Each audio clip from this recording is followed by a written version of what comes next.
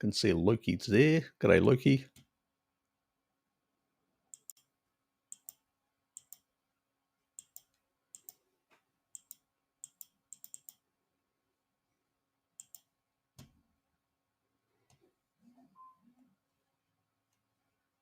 Just give me a tiny sec.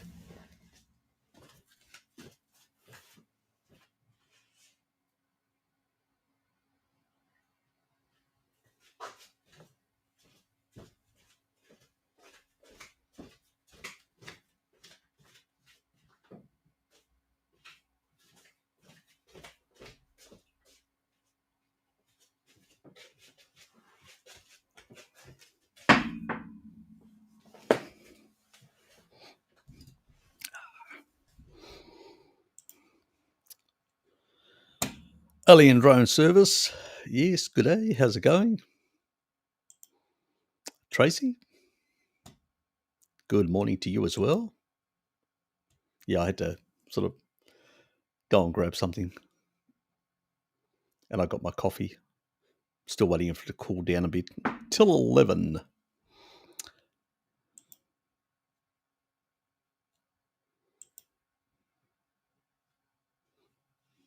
Invisible man. Yeah, I just walked away. Somebody actually just texted me as well. Very inappropriate. Don't people know I'm on a live stream? G'day, Richard. Texting me right in the middle of at the beginning of a live stream. Horrifying. Very inappropriate. G'day, Gary. How are you, mate?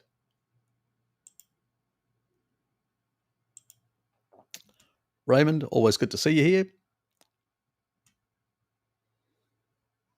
Well, physically, I suspect all of them. Some of them mentally. Depends how. Yes, depends.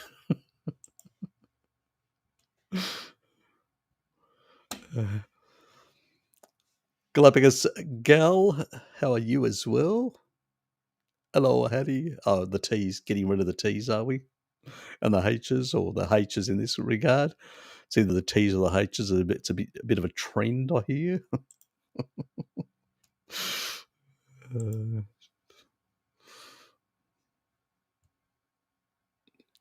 Hi, Moosey.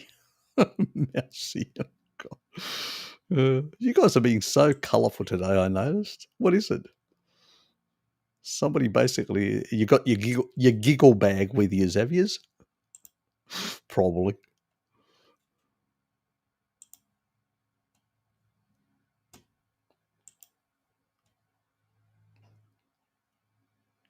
Yeah. It's called Novavax. That's why I'm a little less stressed. Yes. Unfortunately, could have come earlier to basically take away some of the stress, Gary, but as you know, luckily my manager gave me extra time. So I suspect if I had a different manager, I've heard some horror stories.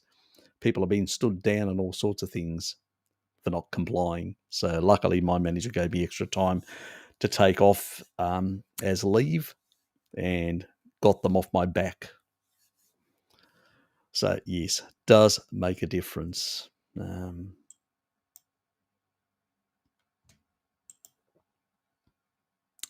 G'day, Tracy Parker. There's two Tracys in the house, not just one. Oops.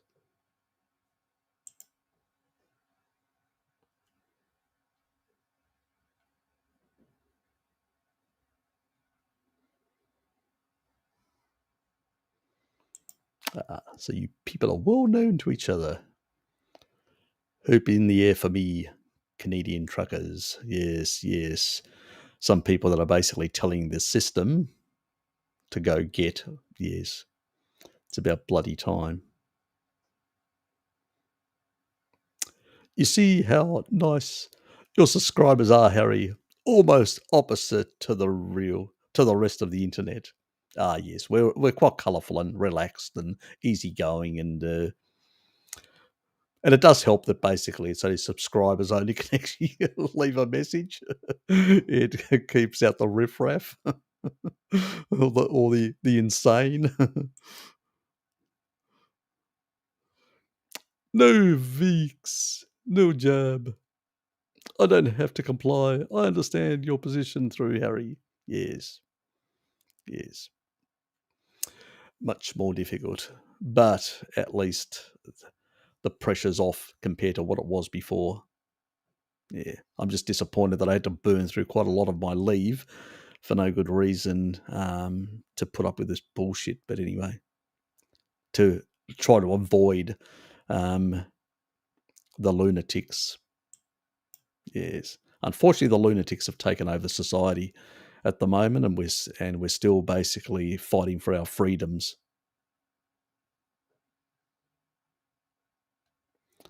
Yes, yes.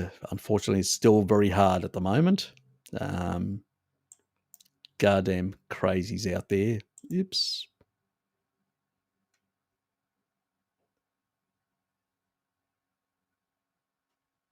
Yes, exactly. Yeah, keep the need. Oh, sorry, guys. I just jumped there on me. Oops, don't do that. I dodged a bullet. No, Jabba the Hutt. When I joined my new job, but even if it comes into the future, I'll avoid it as long as possible. I don't want to comply as well. Yeah, it's ridiculous. I mean, you just have to look at. I left a post on Bart's channel about how many people actually died from C19, actually died in the UK. And it was basically zero. It's basically 7,000 people. So I think the population in the UK is about, what is it about? I think it's about 65 million, but let me just check. UK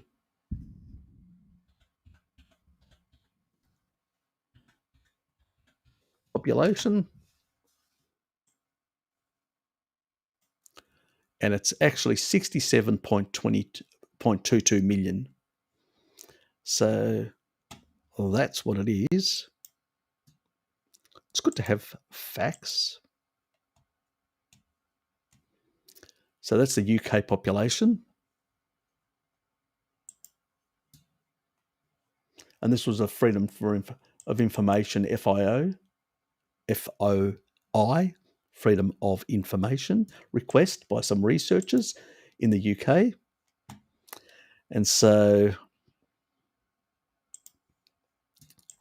it's around about 7,000 roughly that actually died by having a positive, and no other reason, because people, even in flu seasons, can go into the hospital because they've got a cold, they've broken a knee. There were kids that had injuries and whatever else for a whole lot of other reasons. Just because somebody tests positive, you're not dying from that. You're not in ICU on a ventilator.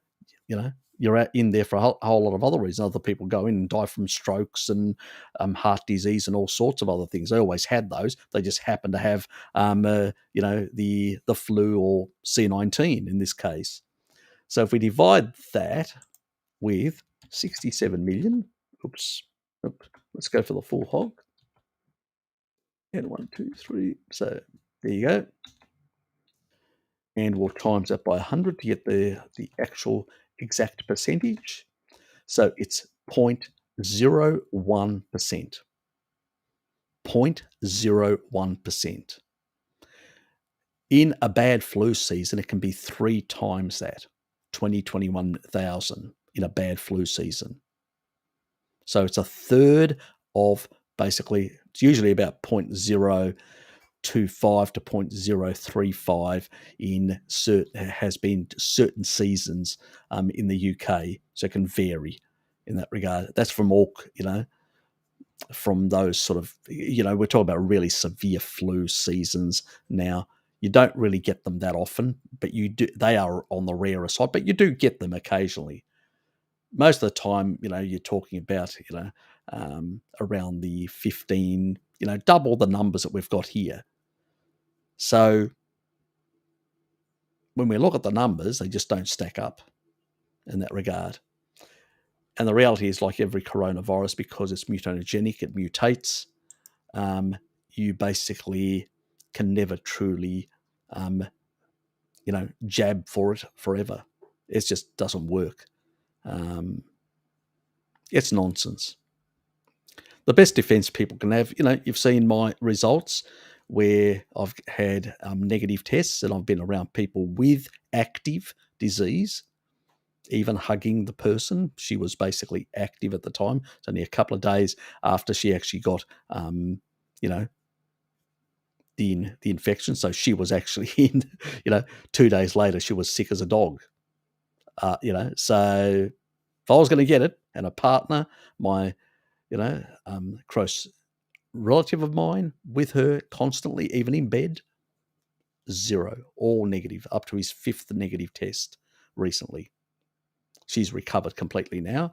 She's still, a bit, not feeling 100%, but we've got her on taurine and vitamin D to fix up the fibrosis and sort out those things with her lungs to improve her lung function. But, that's what you do. But it's irrelevant whether there have been people like her work colleague that basically was double Jabba the Hutted, double V'd, and pricked double, and the guy was actually sicker than her. Shows the difference between having a strong, and she came late to basically upping her vitamin D and getting her taurine because she'd never used taurine, and she never basically, she was only on very low vitamin D, like 1,000 IUs and 2,000, stuff like that. So we upped her right up to 10,000 IUs, eventually cleared it out. Now we're just keeping up at that dose for about a month with taurine just to clear out all the fibrotic. Her daughter recovered pretty fast, which is great, So it's just nonsense. Absolutely nonsense in that regard, guys. So that is the reality. It's definitely not right. It's BS. Beef based. Good to see you, mate. Yes. The regular crowd. Oh, what am I doing here? I'm just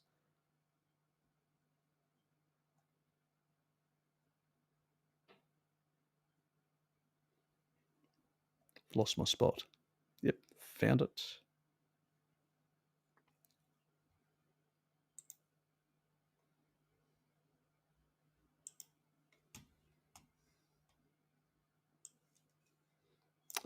Nice one. Let me put that on. Let me share that from Lukey.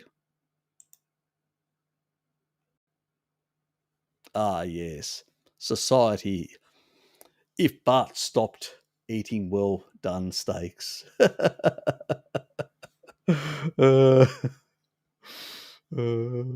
I'm going to send him this one. So this is what Lukey said. It'll be a perfect society.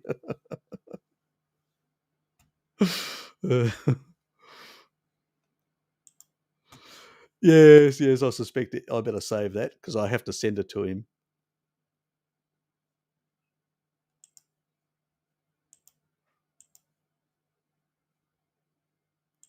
What do they say? What are friends for? What are friends for? Exactly. If I don't send it to him, who will?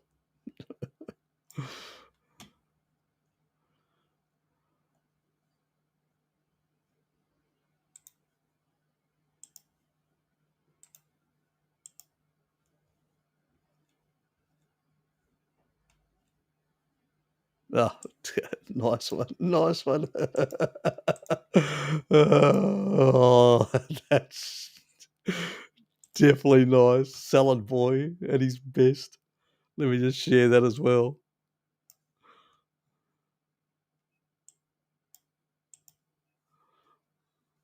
Oops.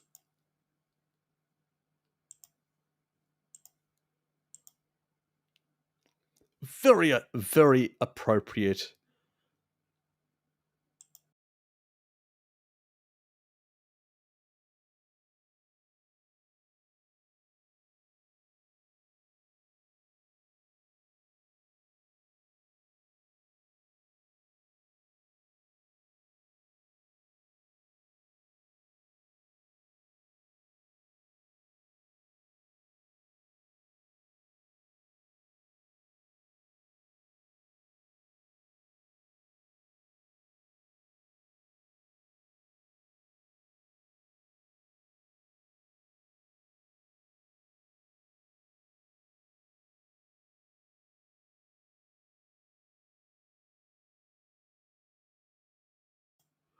Uh, so that will end up being one of my favourites. You know that now, Luke.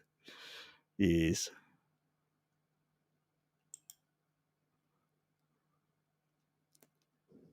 Where's Robert?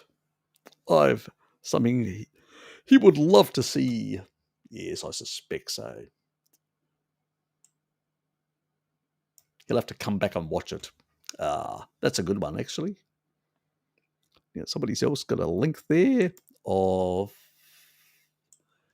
what was that? I think that was that was one from Tracy. And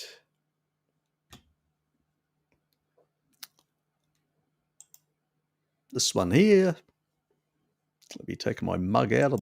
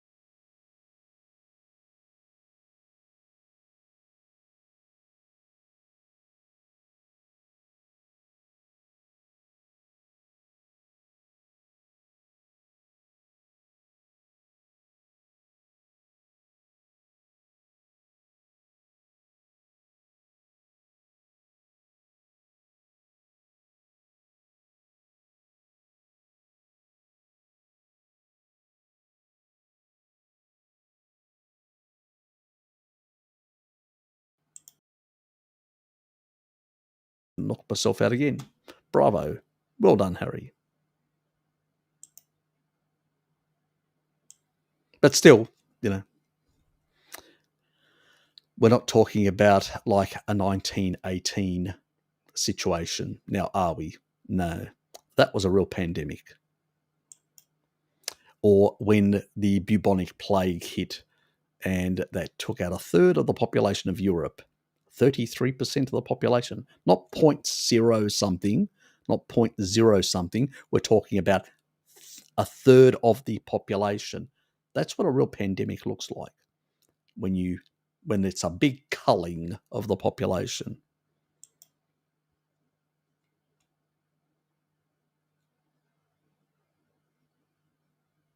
Not here. I'm going to make a video of it. You'll have to wait, Nick. Gonna wait. Other people have actually shown the figures already.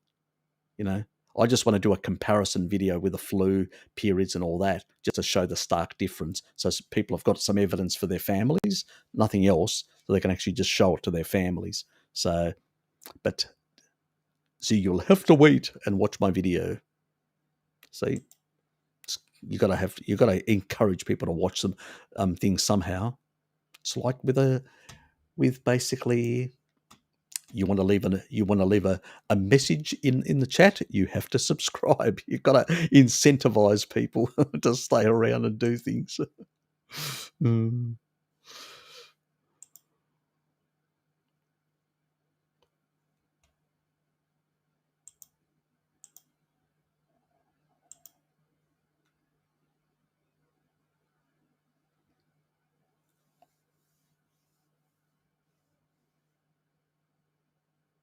Oh, that bad. Oh, God. Yes, yes. That I think that would be inappropriate if you were basically really believing that something was really that dangerous. Would you have people so close? I don't think if somebody had Ebola, they would be placed so close to other patients having surgery. Unlikely. So maybe they don't even believe it themselves. But they just have to comply with the rules because those are the rules because we live in a society where rules are everything, unfortunately.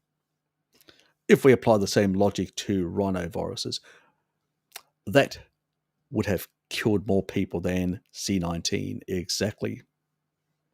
Very much it is true. This is the madness. They stuffed up in the beginning and they just kept the whole thing for political reasons.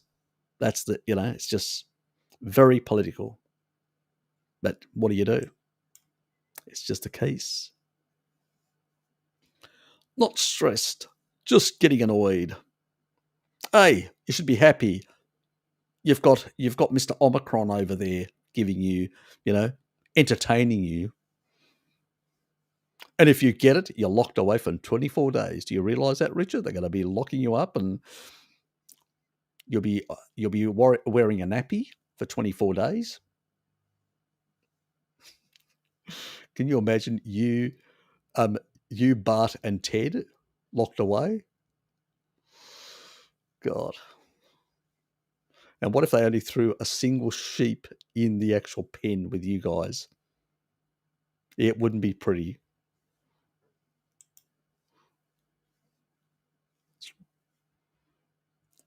It's bad in Australia. You should go to New Zealand. It's really bloody bad.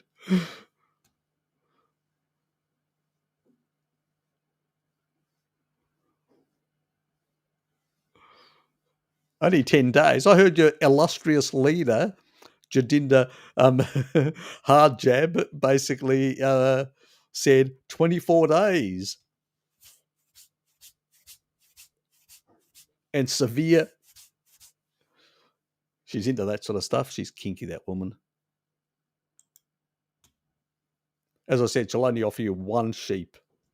So I consider that discrimination and appalling that, she treats New Zealanders so poorly. Just one relative in the pen with you. Unacceptable.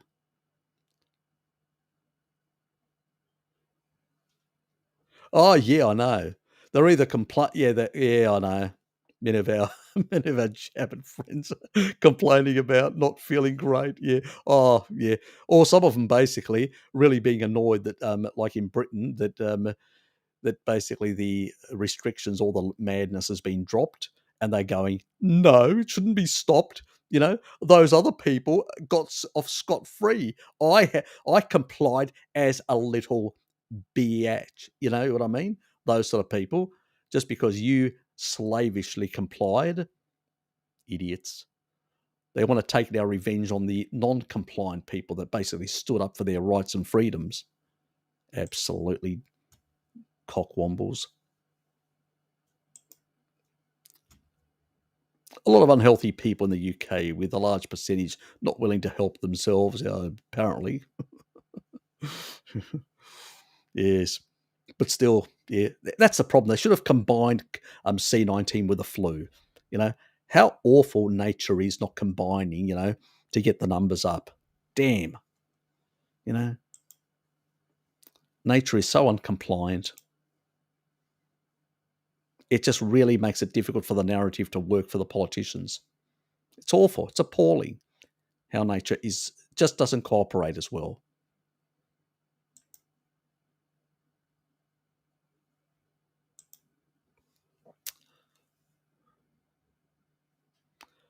Two young and previously healthy nephews, nearly 20, now have heart issues since Jabba the Hutt. Yes. Yeah, I know. Look, I've heard about a number of other people that have had actually a lot of issues. Um, and I've basically tried to get them on to very high doses of vitamin D and taurine to try and clear out some of the, try and get their T lymphocytes. I also encourage people to do like a couple of days of fasting, so to remove some of their old T lymphocytes and rebuild then with high dose of taurine and vitamin D, rebuild new T lymphocytes, your first line of defense. And also those can go inside the actual cells and clear out the, what needs to be cleared out, so to speak. So it's really damn important in that regard. But unfortunately, we've got a crazy mentality out there at the moment. And even in New Zealand, they were talking about, they won't even if a child has an adverse reaction like an anaphylaxis at the location where the Jabba the Hutt's jabbing away like mad, all these young kids. Well, in those sort of cases, they won't even actually order call an ambulance. They tell you to take the with your own car. You're not even basically presumably even skilled. If the child has an adverse things escalate, what do you know how to do? You don't have the skills. You're not trained. But they won't actually call, and they tell you to take the child so it doesn't panic the other parents. God almighty, how ridiculous is that? Well, if it was bloody that safe, they wouldn't need to be panicked. It's basically because it's contraindicated, all this sort of stuff that's being done. I mean, the average age is 80 plus.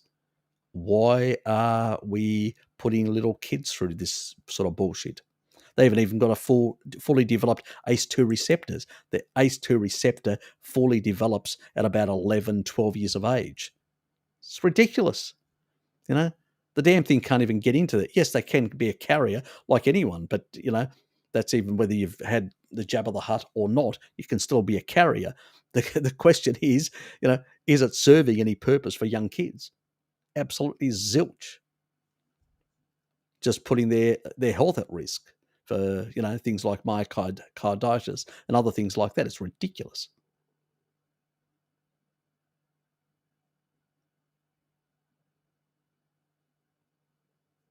Yeah, exactly. Exactly. It's ridiculous, these sort of things. These things were used. I mean, I did a video ages ago. There's a whole list of. I've got a playlist of N19, and you can go through those. And there's a couple of them that actually explain all this. Whether you should take, and stuff like that. And I go through the oncology stuff and all that, the mRNA technology and all that. This is not traditional stuff. The traditional methods of having either a semi-live or what they call live. Viruses aren't actually live, but what they call semi-active or non-active, or with an adjunct to basically sort of get the immune system to acquire a certain immunity. Those ones, traditional ones, they don't go. They just stay localized. They don't go into any cells or anything like that. But we're talking about here stuff that actually had a lot of side effects in oncology, and they've actually brought it here for mass use without even a 5 to 7 year trial period. It's just criminal, absolutely criminal. And especially younger people who have no requirement whatsoever, zero requirement for this sort of stuff. And this is sort of all on the record. It's not, I don't subscribe to crackpot ideas. I'm quite clear about that. Even the prion nonsense that came out, I did a video slamming that down because it's nonsense. It's nothing to do with mad cow's disease. There are different protein folding, absolutely nonsense. But the reality is this technology has been used. It probably has some uses in the future.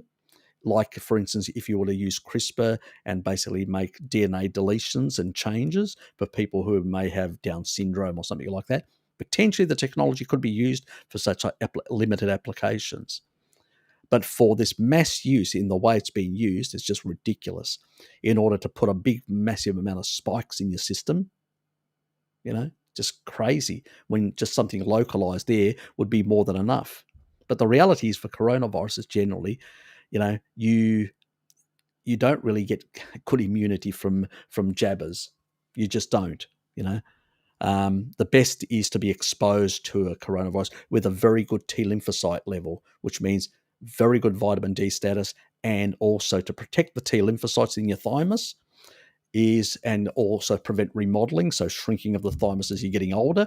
Really, you need taurine, which is basically eating meat, because that's what taurine comes from, meat and fish and stuff like that is the high thing.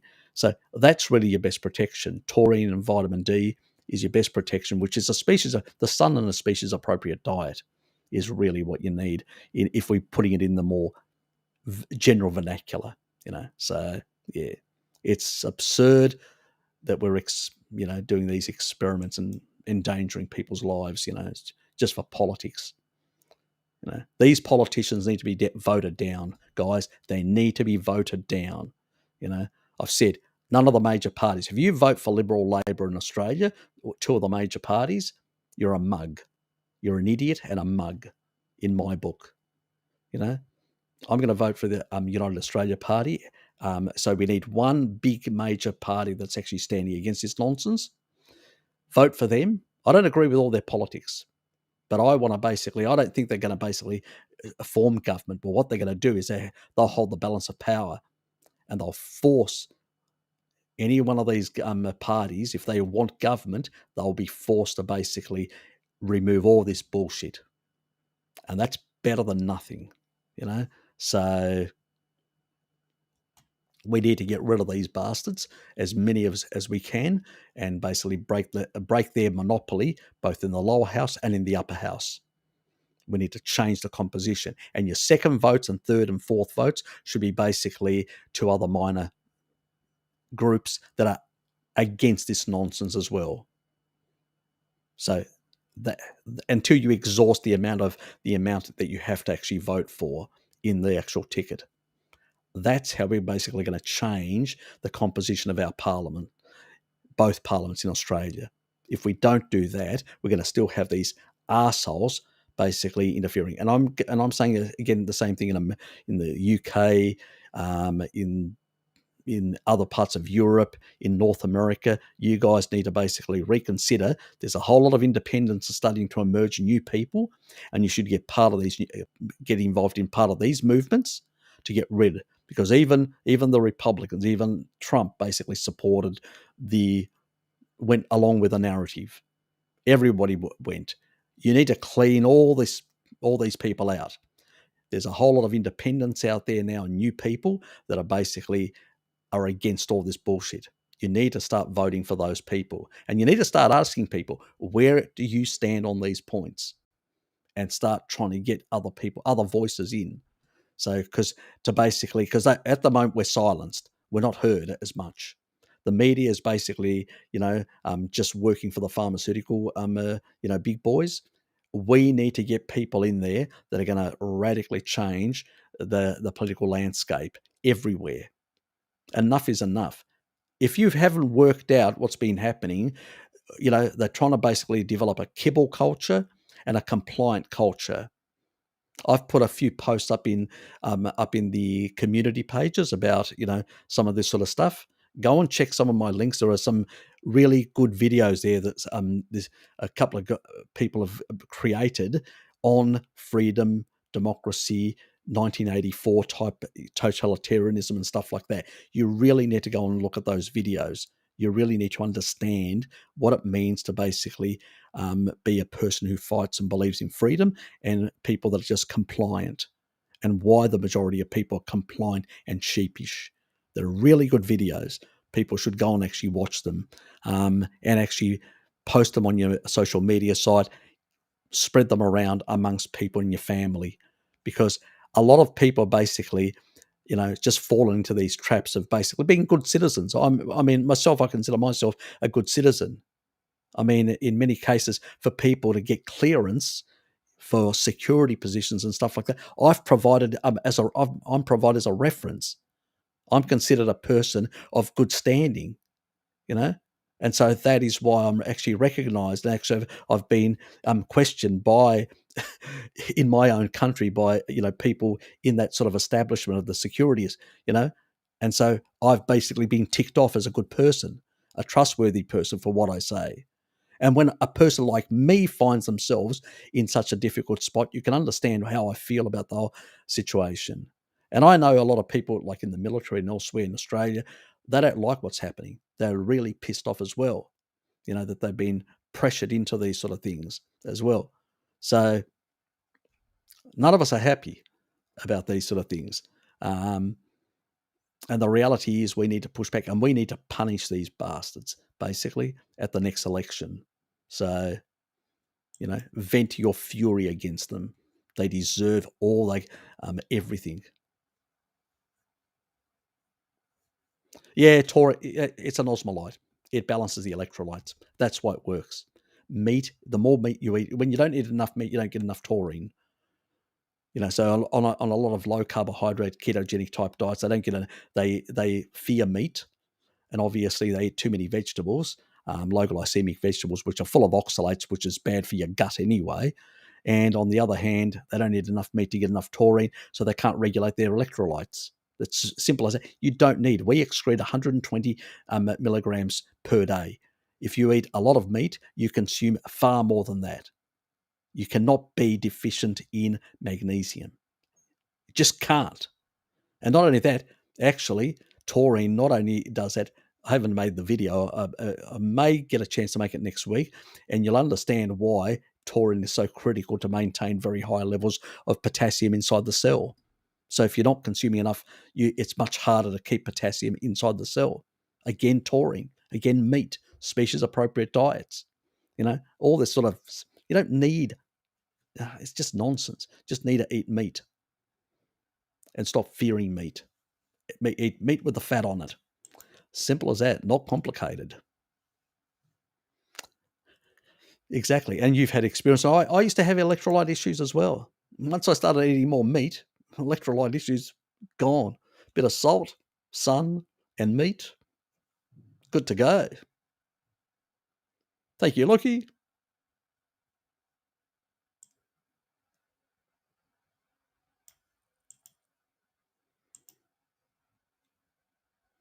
Oops. Is it going to work? Yeah, eventually we did. Harry, thanks for being a lot of wisdom and breath of fresh air in the clown world. Here's 600 mils worth of heavy cream in Brazil. Thanks, mate. It'll cover my needs.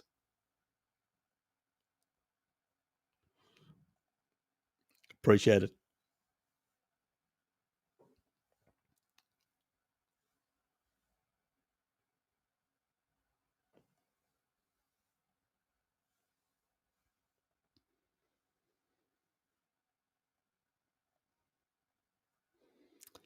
Oops. Oops.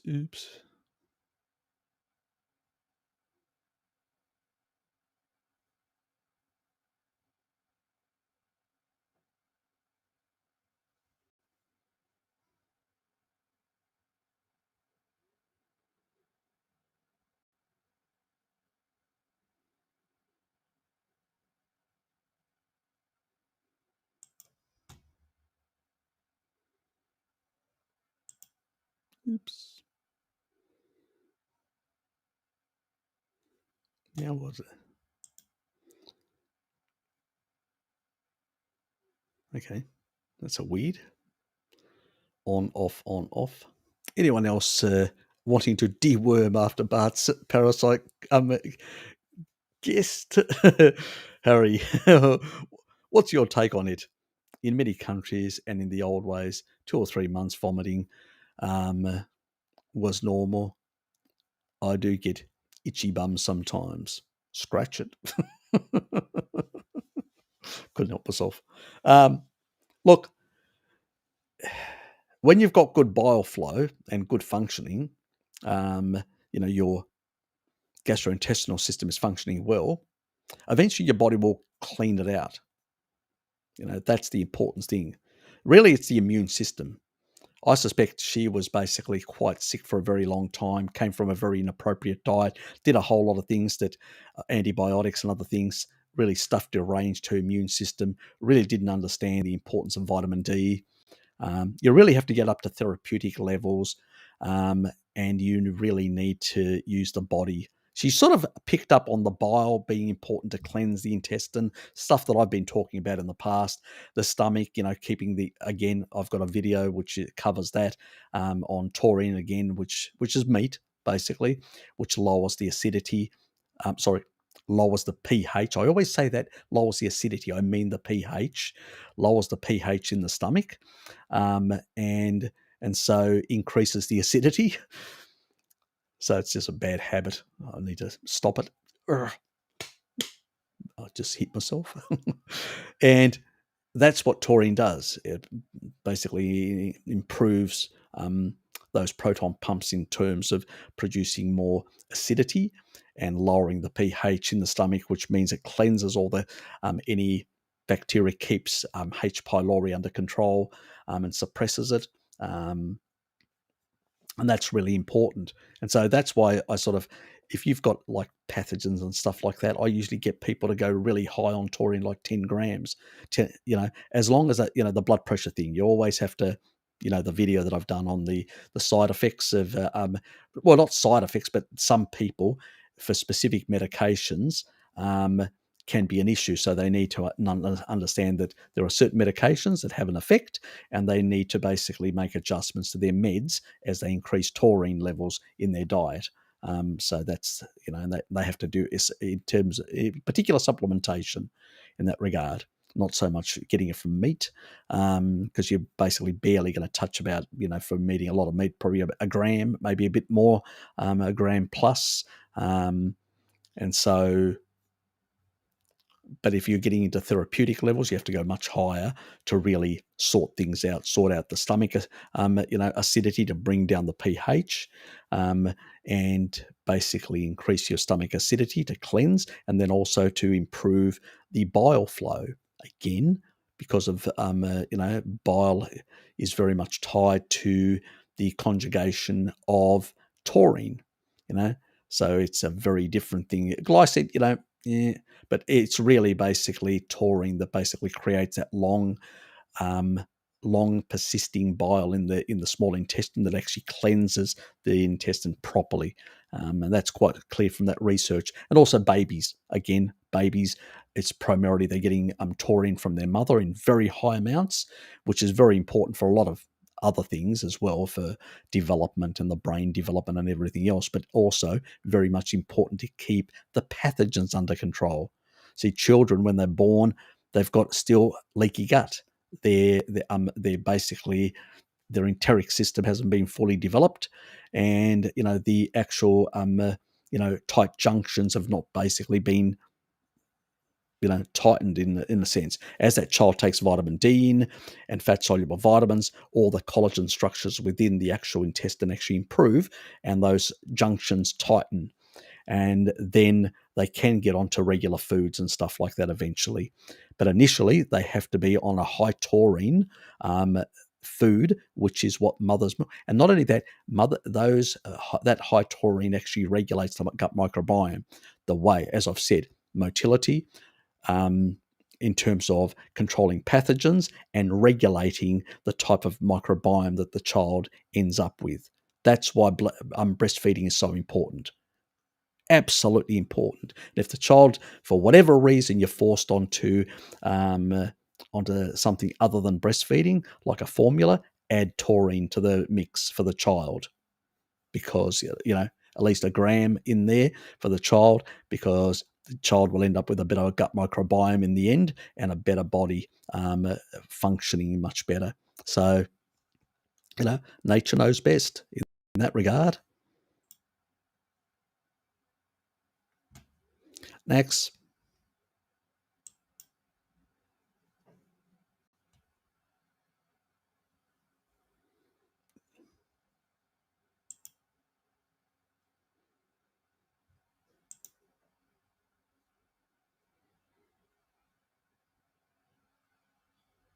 Yeah, well, I turned myself off then. I realised that I'd actually clicked off the sound as well. Yes, these things happen.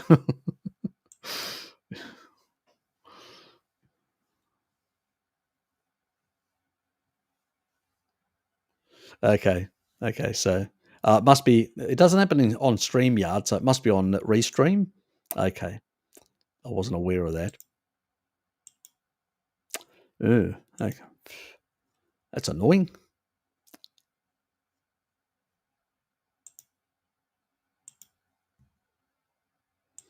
Things go haywire sometimes.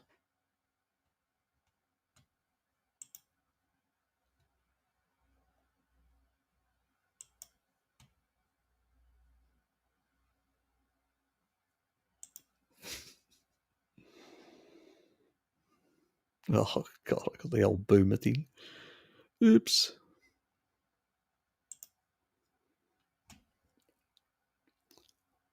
Also, right shoulder pain, vagus nerve. I've eaten a lot of raw meat and fish over the years. There's nothing wrong with raw meats and raw animal foods of any sort. I mean, I sort of have a tendency sometimes to gulp down raw egg yolks. I really can't do the whites for whatever reason. I just can't. So I usually actually separate and I cook the whites, even though there's no biotin issue whatsoever. That's just nonsense. It's only about 20 something percent, 27 or whatever. The majority, you still get more biotin than you actually get bound. So irrelevant. But I just can't do the whites. It must be. It's just the taste. Cooked, fine, but I suspect. Gin, how are you, mate? Good to have you here. Oops. So I suspect that's your name in Chinese.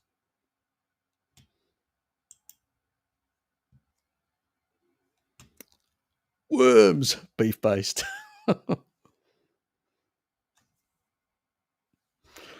You're a bad girl. You're a bad girl.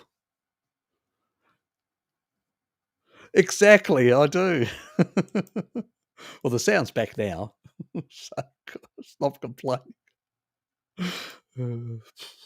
I actually, because I had covered my other stuff here. Yes, yeah. That. Oh, yeah. It was when that. Yeah, yeah. Yes, but you have to remember that just on that issue, a lot of that, like the actual meter that we were looking at, that is not really that's people that died, not from, but with. That's very important. That's the general global numbers. There are many people that died from other causes and just had also C19, which were in those figures. That's why those figures were overinflated on that world meter. I wouldn't trust that. I think that's shit. Personally, I would trust the actual official data that they had to provide from the Freedom of Information request. They had to provide that information. And when we look at that information, it's lower than a severe seasonal flu, which is around about anywhere between 10 to 12,000 to 20,000 for the worst, and moderate about 12,000, and less than 10 is usually a much not as severe. So really, it's sort of in the range of a not a severe flu season. And look at what they've done. They've upended our whole society. Our whole society has been upended. People have lost their jobs, their lives. Others have taken their lives, committed suicide. So who's the criminal? People that basically didn't comply with their silly little rules, or these people that basically were forcing us to. And some of the people actually even that committed suicide were even people that actually complied, but actually lost their businesses and actually their livelihood and ended their life. So they didn't, you could say they died as a consequence of policy on the C19, but not from the actual disease either. I wouldn't be surprised if they added them to the numbers of so absolutely ridiculous what our world's become in that regard.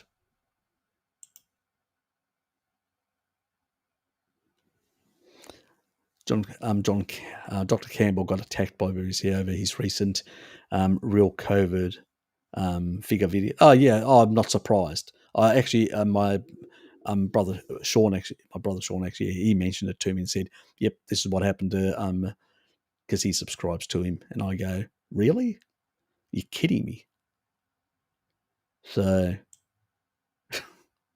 it's ridiculous. Here's somebody part of the establishment over there and just pointing out the obvious, figures that anybody can get from freedom of information, just the obvious stuff, and gets attacked. What the hell is wrong with this world? BBC's just lost the plot. It's like the ABC in Australia that are just fucking woke happy. A lot of parasites people have are endogenous. Yes, they are. We've always had parasites in our bodies. We've always had viruses, bacteria, protozoa, all sorts of things, yeasts. The only thing is when they get deranged, and the only thing they get deranged when you're not on a species appropriate diet, things get deranged in your body. That's the only time. And if certain things like, they've actually used like worms and hookworms and all sorts of things in the past for certain people to get rid of their allergies. So, but if they're kept under control by a healthy immune system, that means on a species appropriate diet, you will have a healthy immune system, like those Maasai kids that Mary Ruddock was talking about. You'll be healthy and not have a problem. But if you're basically on an inappropriate diet, then those things can basically, it's like candida is part of the body. Actually, in its non-pathogenic state, it actually is beneficial.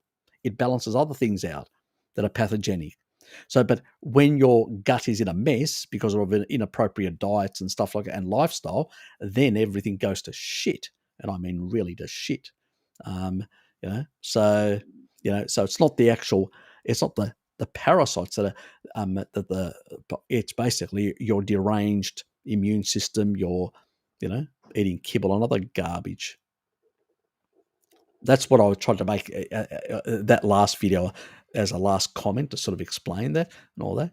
But when it comes to tapeworms, any of these worms, your body should get rid of them, and it does naturally get rid of them. If you've got a strong immune system, and you will basically bring them under control and excrete them. And taurine plays a very important role in a lot of that process, plus some of the other mechanisms because it actually modulates also the sort of the peristalsis type thing to excrete these sort of things. That's what happens normally. Not being able to, for your whole system to become hijacked is because your immune system is weak. And pathogens can hijack a weak immune system. No different than C19. Look at me. I still keep this over here. Negative. On a species appropriate diet in the sun. Negative. Say no more. I'll have to throw it out, but I just keep it for the fun of it, just to, when anybody says, look here, I've been heavily exposed. I've been cuddled. And, well, when it comes to my brother, he's even more cuddled and far more in that regard. And still 5 negatives. Say no more. And all these other people that have been double, triple jabbered, and they're falling by the wayside, getting really sick and can't go to work and all that.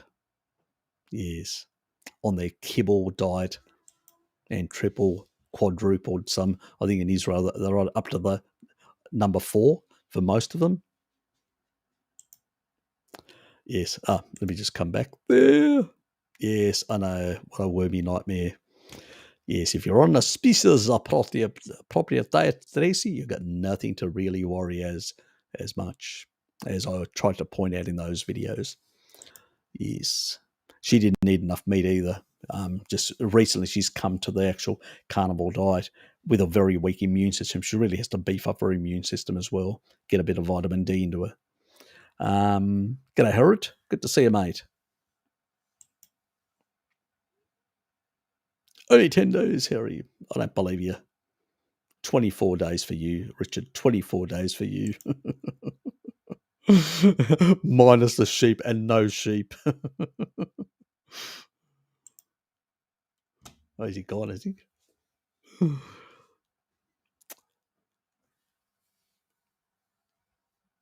High grade. Did you? What do you think of DMSO? It almost sounds too good to be true. Usually is. It usually is. It's like NAC. If you're eating enough meat, you're getting all the stuff that you're not eating inappropriate stuff and keeping you. Because remember, if you take NAC, what is it helping to try and get your glutathione up? If you eat inappropriate foods, you're suppressing your glutathione, aren't you? Because with an elevated insulin, you're suppressing the ability to produce. You're still going to produce a bit of glutathione, but not as much as you will if you're on a species appropriate diet. If you're not eating sugar and you keep the insulin down, you will upregulate glutathione, intracellular antioxidants. You only need exogenous antioxidants from outside when you basically have high insulin. When you have low insulin, your body usually basically produces endogenous in your own antioxidants. And if you're getting enough, things like glycine, serine, and things like that from meat, and meats are the best sources. They are like even 100 grams, which is 3.53 ounces of meat, which is that's over 100% of those nutrients. So if you're eating quite a few, 1 or 2 steaks a day, you're getting more. You're getting like 1,000% of these nutrients. You think all that's going to be used? Some of that's not going to be used for glutathione and other things like that. We supplement and waste our money on too many supplements, far too much. You won't be seeing me promoting or selling supplements because they are unnecessary. They're also high in deuterium, which isn't good for you. So if the only sort of supplements that I do supplement is primarily powders, protein, it's either going to be taurine specifically for therapeutic purposes or for protection purposes, and the other one is going to be L-citrulline, and citrulline is a vasodilator, and it's primarily for my heart of using it. Now I don't really use it that much, but as an alternative to Viagra, a safe alternative, yes, it has its purpose. Half an hour before having fun, that is. Anyway, or before training, whatever your fun is, People have different styles of fun.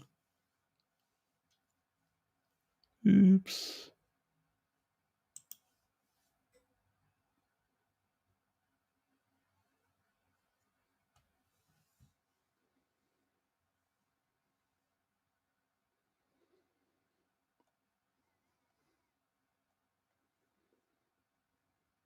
Just lost my spot. Let me just...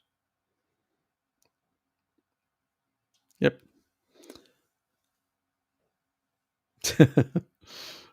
Yes.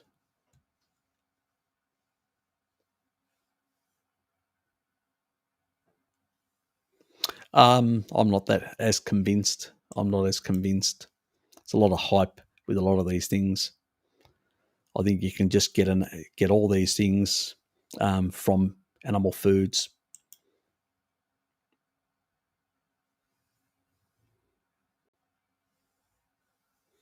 I do have a preference for one brand, which is on iHerb and on Amazon, which is basically the type I take.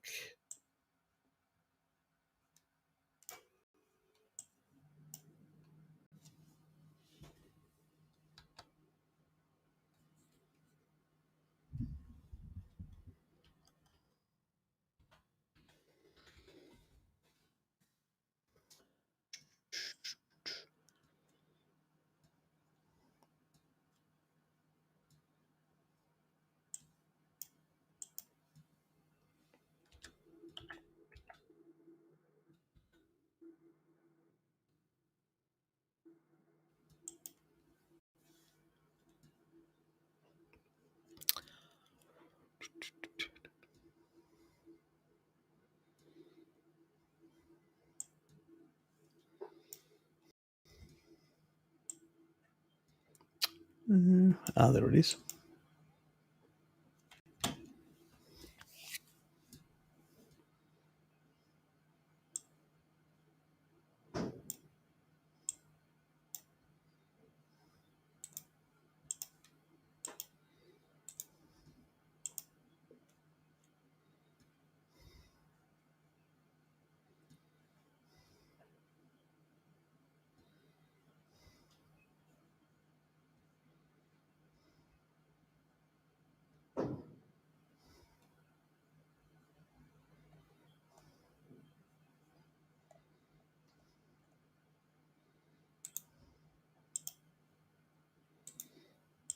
I'll put both those. I'll put the Amazon one and I'll put the iHerb one.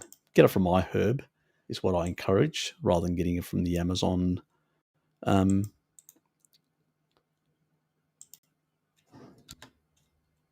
if it's not available, then you can always.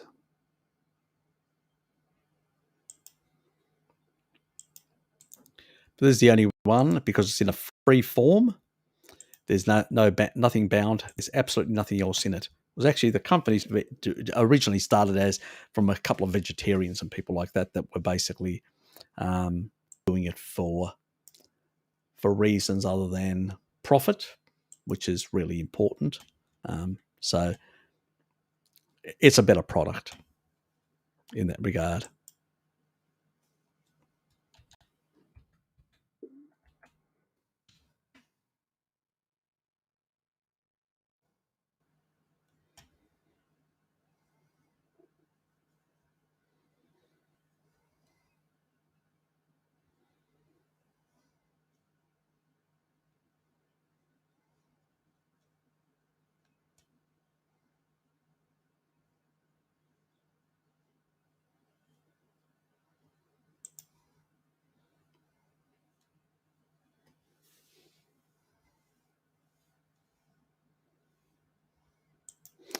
Yes. So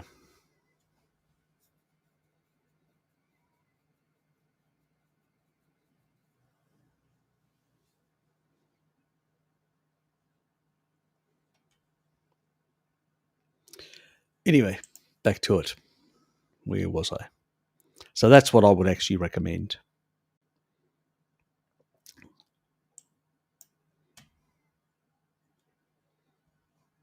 Now, I'm still, not convinced. It can actually be absorbed by the skin quite easily and take impurities into the body as well and cause nausea and diarrhea and a number of other ailments. When it comes to the efficaciousness of it, I'm not convinced as many other people are. Would your ancestors have used something like these sort of molecules? Probably not. So taurine is a natural molecule. The body produces it, synthesizes it. It just declines with age, or because we've had inappropriate diets for a very long time, we may not have sufficient. We may need certain more for therapeutic purposes. L-citrulline is something that will actually get converted inside the body to basically as a as L-arginine then becomes a vasodilator, L-citrulline nitric oxide to dilate the vessels. There are natural compounds and things that basically, and I'm not saying that plants don't have a therapeutic purpose for specific purposes, but I would be very wary of taking such things in high amounts, especially when they do have certain side effects and their efficaciousness. That means long-term studies are still not really there. So yeah, that's my sort of personal opinion on this sort of stuff.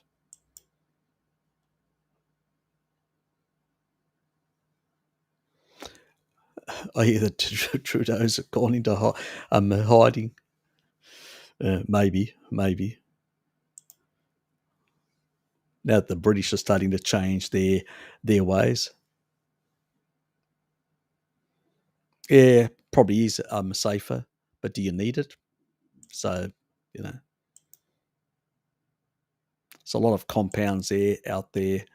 Do you actually need them on a regular basis? I don't think so. There's a place, even milk thistle is good for for the FXR enzymatic process inside the actual liver. But do you need to be taking it constantly? Maybe not a good idea. It can cause other issues.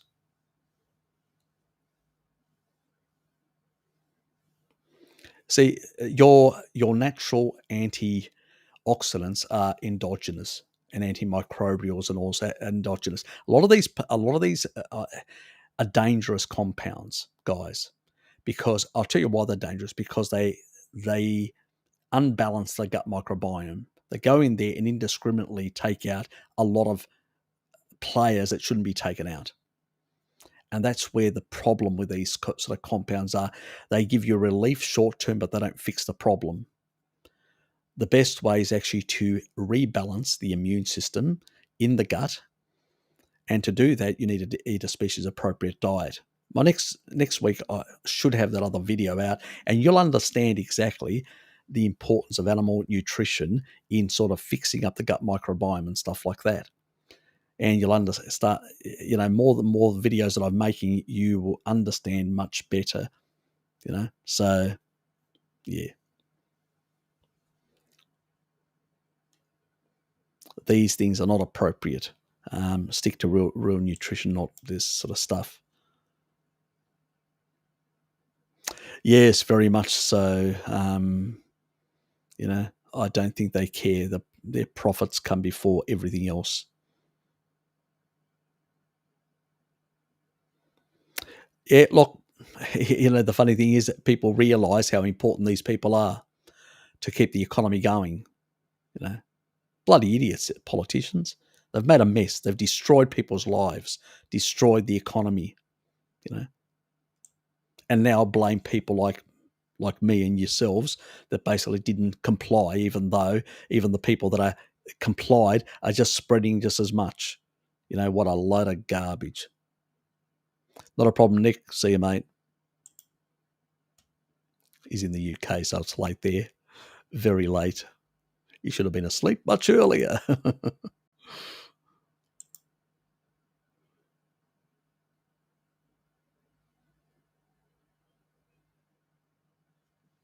Yeah, look, and in many cases they don't work. A lot of money, and you don't get the results you want anyway. Oops. What did it just do there? Oh, there I am. Yes.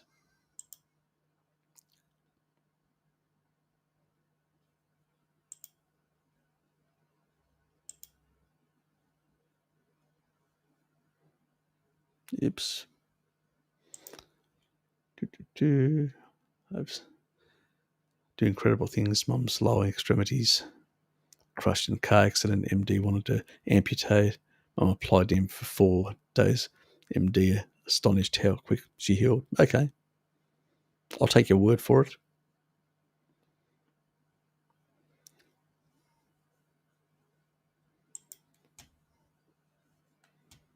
I'll look into it. But I've heard there are a number of side effects. So, it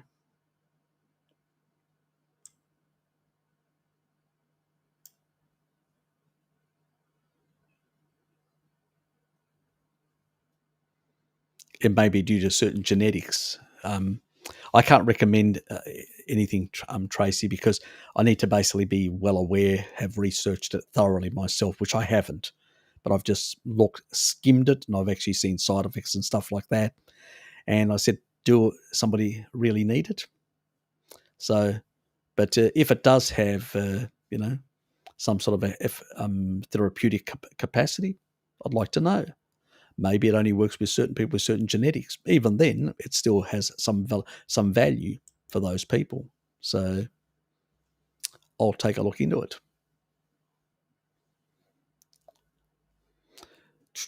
Check out Dr. Kariti. Kariti. He goes into these experimental gene therapies and impacting the immune system, including what's been found in autopsies. If you know where to look. Yep. Look, these things are not, they've been used in oncology in the past and they had catastrophic effects. They shouldn't be used for these purposes. So he's probably found the same sort of stuff that I've come across. Yeah. So, yeah. So, Tracy, it's to decrease pain and stuff like that. It's sort of just covering that. It sort of combines a sulfur type oxide compound. So like taurine, and it's a sulfur but bound to a number of other things. But I would rather take natural sulfurs like MSM, like taurine and stuff like that, because they have also antifibrotic and therapeutic purposes. This may be having a similar effect, but I need to look into it because I have heard about side effects as well. So I can't recommend something without looking into it thoroughly, but interesting. There's a lot of new stuff all the time, but I don't jump immediately on any bandwagon in that regard until I'm, Even Ted Rose from, that WHO group said Jabba the Hutt should only be used for the elderly and vulnerable. Exactly. Yeah. And what are these idiots doing in Australia and many other governments, David? They're basically, and New Zealand, absolutely appalling to say the least. And we're talking about between 5 and 11, not even your ACE2 receptor is fully developed. So where's the issue? So, it's ridiculous to say the least.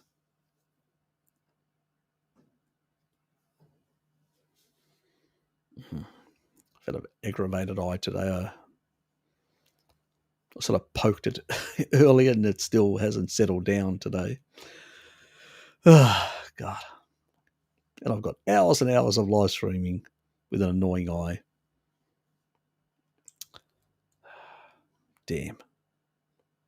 Ah, yeah. That's it. Yeah. Dimethyl sulfur oxide. Yeah. As I said, I just don't know enough about it to recommend it. A lot of people jump on bandwagons, and I find in some cases it's like the NAD precursors, NNM and NR. People jumped on them and went crazy about them, and then they realised, if you got a lot of senescent cells, you could potentially turn senescent cells into cancerous cells. They go, oh shit. Exactly. So yes, it was too good to be true, and it was. But a lot of people basically ended up with problems. So I'm very cautious jumping on any bandwagon.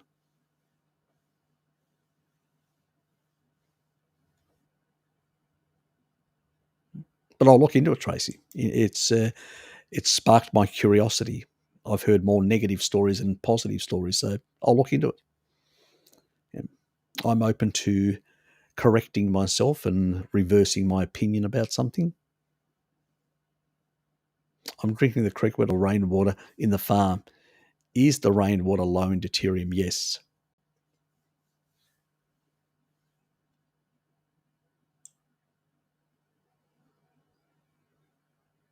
Because it usually comes from especially if it's coming from a higher elevation, and it's going to be more affected by, it's lighter, So it's they consider it rainwater being light water, where deuterium being heavy water, they call it. And so rainwater is naturally, because of the higher UV, those neutron molecules will get knocked out. So it gets deteriorated by UV radiation. So rainwater is naturally lower in deuterium. It's called light water for that reason. So yeah, it's fine if you can get light water, as they call it.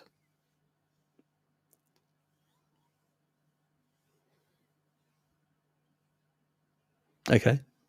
Okay.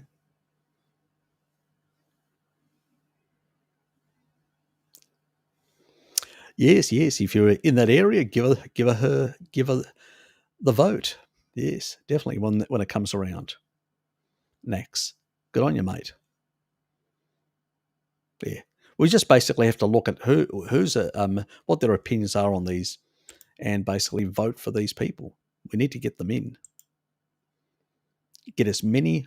What the hell is it doing?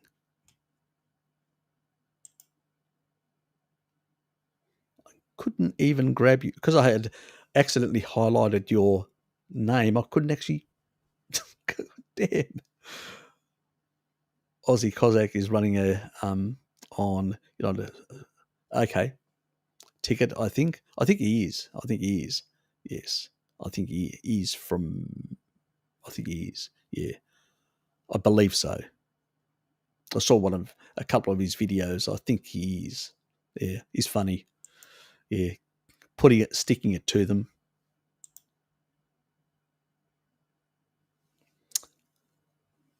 I was not going to vote. I guess the enemy of my enemy has become my friend. The party I have to vote for, it makes me feel a bit sick. Yeah, it makes me feel a bit sick as well.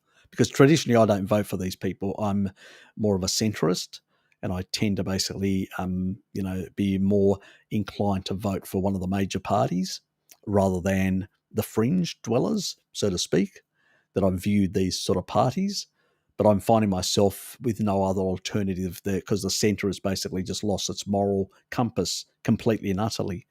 Um, and we've got basically the centre behaving more like the people at the edges actually behaving more reasonable on things about freedom and democracy and totalitarianism, and we've got the centre basically behaving the most irresponsible and pushing the most authoritarian rules. It's just ridiculous. Like the world's been inverted, turned upside down. I know how you feel, Ocean S. I really know how you feel because I feel the same way. I'm just my traditional sort of approaches. I've always considered myself a sort of a centrist, a more reasonable person in politics, and I find myself having to vote for people that I've never voted in my life for. So exactly, it's a crazy world we live in. But I definitely want to take my revenge against these bastards. Basically, I don't give a shit if this gets demonetized. This live stream, I just fucking hate them. Absolutely hate them. I understand how Bart feels about, he's sort of a bit more vocal about doing things to them. I'm my Orthodox faith doesn't permit me to have those thoughts. I have to suppress them. But yeah, I understand where he's coming from. I'm really angry with these people. I believe they've really let down the remainder of the human race, and they are promoting very, very dark ideas, which isn't good for humanity. So yeah, quite outraged about the whole situation where we've ended. We shouldn't be here where we've ended. It's just wrong.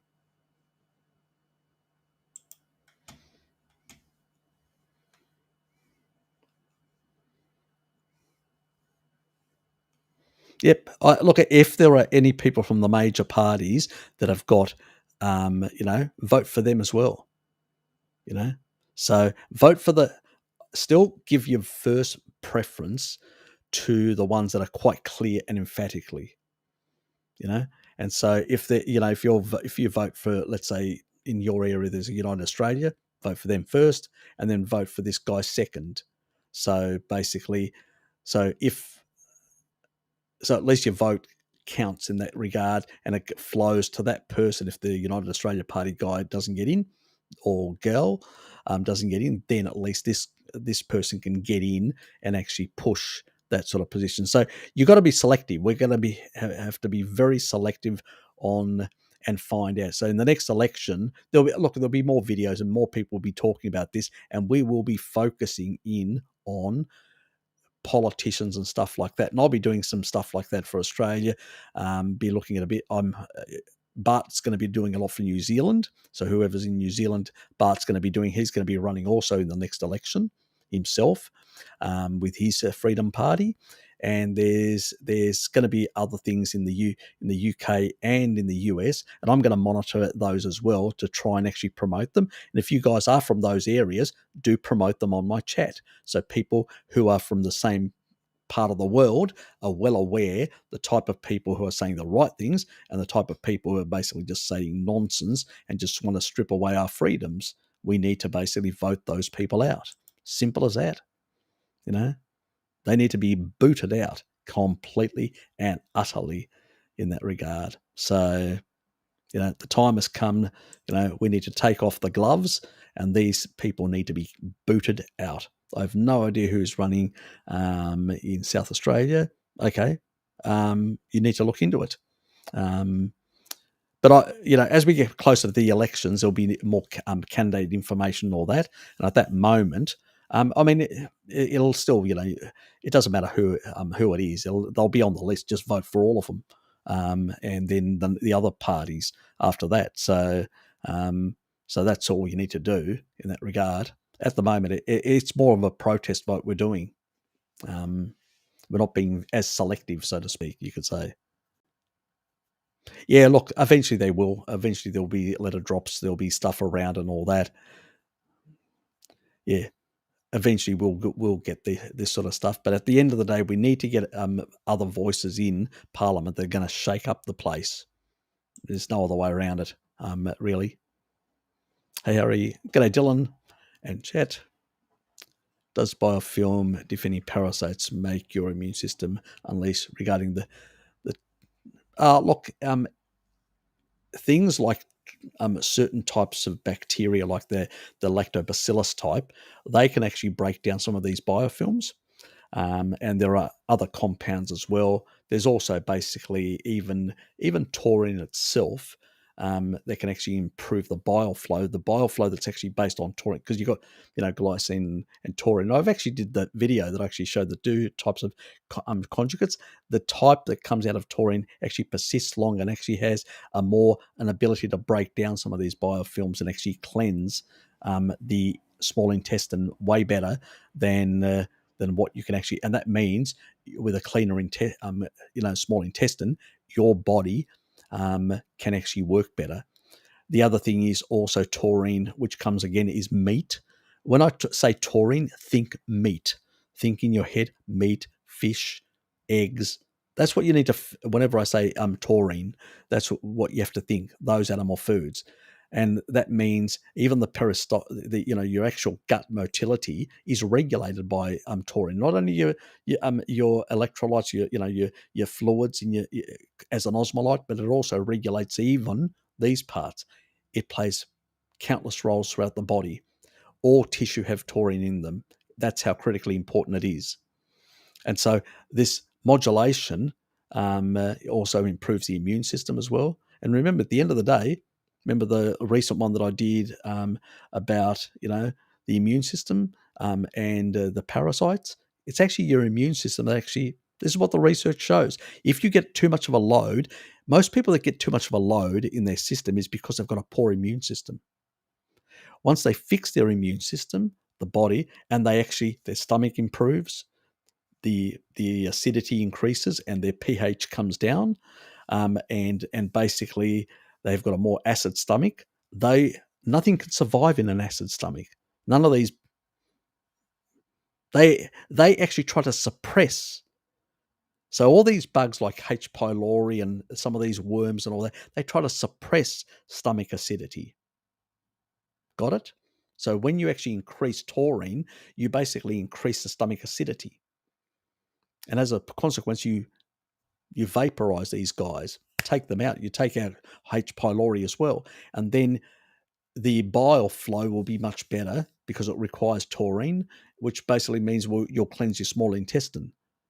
and your body will actually clear and excrete these. So a combination of animal foods and a good, strong immune system, which basically means, again, vitamin D, a good vitamin D status, you and taurine, obviously for your T lymphocytes, you will basically clear out your system. So this is why tribal people that are in environments that are infested with basically parasites and all that usually get them out of their system. It's only the kids that basically were coming back from the schools with poor vitamin D status and eating kibble and stuff like that, not their traditional diet, the Maasai consume. They were the ones that their parents had noticed were struggling to deal with pathogens in the environment. So, yeah, that's the difference between a species appropriate diet and the sun compared to the standard stuff that most people consume. And she basically was not on a species appropriate diet. And I suspect her vitamin D levels were not in the therapeutic levels, which is basically up to 80 nanograms per milliliter or 200 nanomillimoles per liter. Most people are not even are at the bottom of that. Like they're not even below 100 millimoles, let alone 200. You got to get to the therapeutic levels if you want to fix a lot of these things. You really have to boost your immune system. You got to be uber immune system to get one of these into a negative, even though you're constantly being exposed to people. Got it? Simple as that. Stefan, how are you, mate? I'm brand new to your live stream. You can ask anything you like. Can I ask what do we need to eat more meat rather than plants, please? Because plants are contraindicated. They're not required for your body. They're poor nutrition, let alone they cause a number of issues. I've got a video out next week, which is basically going to really clear up all this mess about, the role of fiber and how it's really bad for your digestive system, really bad, and how taurine, which is a critical component of animal foods, is really, really good in fixing up your whole digestive system. So that'll actually come out next week. So I don't want to give it away. So I want people to go and watch it. So that will actually explain all that sort of stuff. But if you take a look at species appropriate diets, we have to look at we can look at tribal populations like the Inuit or the Maasai, who are on pretty much a nearly 90 plus percent, if not 100 in some cases, of animal-based diet. They're very healthy, multiple generations, and they got centenarians amongst them as well. See, that's what you have to really look. Do these people have centenarians? Yes, they do. There are centenarians Maasai, and there are centenarian Maasai Inuit as well in the past. And they had not even a word for cancer or for basically for cardiovascular disease and all that. And so those populations were high meat eaters over multiple generations, healthy as, not an issue, and in very severe and harsh environments. Being on the snow, very severe and harsh environment to operate and live in. Being in an arid area which is semi-desert, like the Maasai, very difficult to survive in as well. So these people are hardy, strong people, but they have a strong diet, and and while the Inuit don't get as much sun to get vitamin D. They get most of their vitamin D. They still have very high vitamin D status. Where do they get this? Seal fat. They use seal fat to cook all their food, and seal fat is extremely high in vitamin D. So seals, that's why they club seals to death and actually, use their fat, because it's extremely high. And so is whale fat. That's also high in vitamin D, and that's their main sources. So now, obviously, in the last 8,000 years, humans have sort of shifted for a whole lot of number of reasons. It's really the food supply in nature actually diminished. It's the fattest sort of animals and all that. And as a consequence, humans had to move and start to seasonally use, tubers and stuff like that as we got into the interglacial period where it became warmer. And so there were less fatty animals, because when it's much colder in the, prior to 12,000 years ago, and especially 20,000 years ago, the environment was, you could get frost all the way down to the tropics. So there weren't many plants around, only green ones, primarily for medicinal purposes. The majority of the food came from animals. And how do we know this? We look at the long bone collagen. So the long bones of humans, because basically your bones are mineralized collagen. That's what they are, mineralized collagen. When you're a little child, they bend like that. They're flexible because it's collagen. So this mineralized collagen, when we do isotope analysis, we find that they are very high in nitrogen 15. So delta 15 nitrogen is very high, and that comes from animal sources. So for our species has been animal based for thousands and thousands of years in a super or hyper carnivore state. I think we're well adapted to that sort of eating. Let's put it that way. So, and that's what, plants, once upon a time, we may have consumed some plants in species that we're related to way back. But those species basically had a big cecum, which we call an appendix today. And that big cecum is where they ferment. We don't have that capacity. And so since we can't break down fiber when it goes through our colon, because where the small intestine is and the actual colon, there's where your appendix is. Well, in the past, there was a big cecum. So it would go into that. These are hindgut fermenters, like the gorillas, would go into that. It would ferment. It would break down. You would get the short chain fatty acids and all these other things, and then it would basically move through and be expelled out of the colon while it was broken down the fibrous and all that. Now, especially when people don't even cook their fiber type foods, which is really contraindicated, these little hook type things literally tear and damage the colon. Not a good thing. The more fiber you consume, the worse your colon is going to be in the long run. And we're not designed. We don't have a cecum anymore. It's just a little appendix, and that's all. And we think, based on some information, that that's where our gut microbiome sort of resides. So it's like a backup storage for the gut microbiome, and that's the only purpose that it actually has at the moment. Nothing else. So it is important in a sense. So if you actually have done a lot of glyphosate or antibiotics and all that, and you've got at least that, you can actually use things like Deuterium and Bifido, Bacteria infantis, to basically suppress all the pathogens and then allow, with good nutrition, slowly for your microbiome to rebalance, and some of those original bugs that you got from your mother when you came out of the birth canal, you can repopulate those from the appendix in that regard. If you don't have an appendix, then it's a bit more drawn out in the types of things that you have to do to try and actually restore part of that. Or eating the acid-loving bacteria, which are on animal foods, will tend to basically improve that automatically anyway. So, but generally speaking, there is no purpose for plants. They've got very poor nutrition, poor bioavailable, protein in them, and they don't really have any purpose, as far as I can see, of any value. Even people in the past, if you go back to the 50s and 60s, people, if they were going to do anything, they would consume a few tubers and some seasonal fruit. They never ate green vegetables. It wasn't the thing. Even children hate them for good reason. The poison. They've got medicinal purposes, and they were used in the past for medicinal purposes. How did we go from medicine to food is beyond me, but that's what our crazy world has done to a lot of things. So, yes. Pretty much BS, mate. Pretty much BS.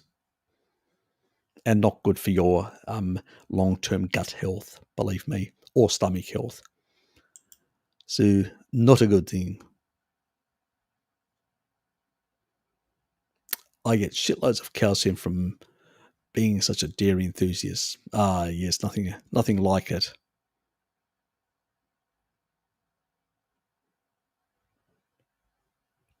But even from just eating meat, eating more protein, you'll actually absorb more calcium. So even those who are lactose intolerant. Ah, yes, thank you. Thank you, Galapagos. Gal, yes, definitely hit that like button, please. Or the dislike, for whatever reason. It still helps with the AI. Ah, yes, nothing like pork crackling. Charles, good to see you, mate. You're so relaxed. Hey, Harry, what would you tell a pregnant mother wanting to know how to feed her future baby toddler? Breast milk, and more breast milk. And basically then followed up at once the child is being weaned with meat and more meat and more meat and stuff like that. Yes. Actually, even raw meat. Actually, I would feed a child raw meat because they still can't biosynthesize, enough taurine. You have to get to a certain age when your own endogenous capacity built. That's why when you're a toddler, you basically can't produce any. And taurine, like when you cook meat, you do lose some of the taurine. So you've got more, and their taurine requirements are very high because they can't biosynthesize. I mean, they're even when humans, as adults, start losing the capacity around about 65, where it drops off the cliff. Even after 65, they're still producing more than a small child. So it's really critical, important sulfur for basically brain development and growth as well. So it's really important that we get the taurine in. And so I would basically even go as far as recommending some raw meat, so raw beef, not ground, not ground stuff. And the reason not ground is because there's potential for bacteria and stuff like that, and the leaky gut issue, still the child. So basically, usually people ask me, well, if I can't get, like good quality stuff, I go, okay, this is what you do. Quickly, on high heat, on both sides, on all sides, basically, just basically use high heat to eliminate any potential pathogens off the meat. So you eliminate that and then cut it in thin slices. And so it's still raw inside. You've eliminated those potential anything outside from food handling or whatever, and then you just give it to the child, and they're going to get a much higher, sort of taurine content and nutrient content from that. So it's basically rare. You're giving it to them in a rare format. They'll love it. And they'll love it for the rest of their life, and they'll actually they won't have to supplement taurine for most of their life. So yes, blue rare, yeah, exactly. So I know Bart hates it. I just tell him, if you want to fix your gut, mate, just get in more taurine into your system. He'll understand when I do the video next week. But you really need to basically get. It's really critically important for gut, and especially for the young kids. We need the right microbiome for those young kids to set them up properly. And it really, the thing that actually determines a good gut microbiome, you'll understand next week when I do the video. It's supposed to be this week. I just didn't get a chance to do it. It's just too long, and I'm trying to work out how to basically do it in such a way where it's not going to be bloody long so people can watch it, because it's so important for the taurine. So it's really critical that sort of stuff. And later on you can there are other animal foods that can be brought in, but the sort of safer ones are basically things like beef and lamb and goat. They're safe in that regard. Other ones need to be a bit more cooked and a bit, and food sourcing, things like that. There can be issues sometimes, so I'm a bit reluctant to recommend them in those forms to children. I wish the food supply was much cleaner in that regard for me to basically give blanket sort of statements. I can't. So these are sort of techniques that because parents have asked me, and I've said, look, it's like carterizing the out. So like if you get an injury and you carterize it, you've eliminated all the pathogens off that sort of area. There are other ways as well, like vinegar. vinegar can actually also kill off pathogens because it lowers the pH, and most pathogenic bacteria prefer an alkaline environment. Yes, an alkaline environment, vagoons. So the acid-loving, like lactobacillus and all that you get coated in on your body when you come out of the birth canal, they love acid. So the lower you eliminate a lot of those nasty bacteria. So that's another option. If you want to just give your kid like raw meat, you can just basically use a vinegar to basically eliminate any potential nasties from food handling. It's more from food handling because unfortunately most people nowadays that are doing food handling, remember they're using all these creams and stuff like that on their skins and on their body, and what happens is they basically kill off a lot of the beneficial bacteria, and then more pathogenic type emerge on. People have got far more, strep type bacteria and all sorts of other nasties on their skin. So if you get the pH low, which is about 4.7 and lower, the pH on your skin, usually eliminate a lot of these nasties. I come back from hospital and basically literally rub my whole arms and stuff like that, and certain areas that were exposed to basically vinegar. I know it's crazy, it may sound, but I know that lower pH is going to eliminate all those nasties that I may have picked up at the hospital. So, yes.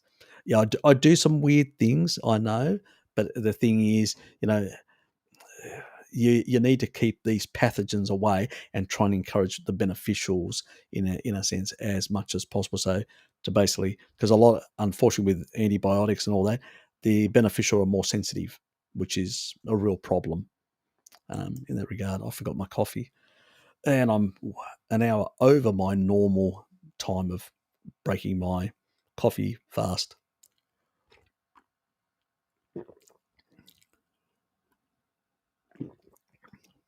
Hmm.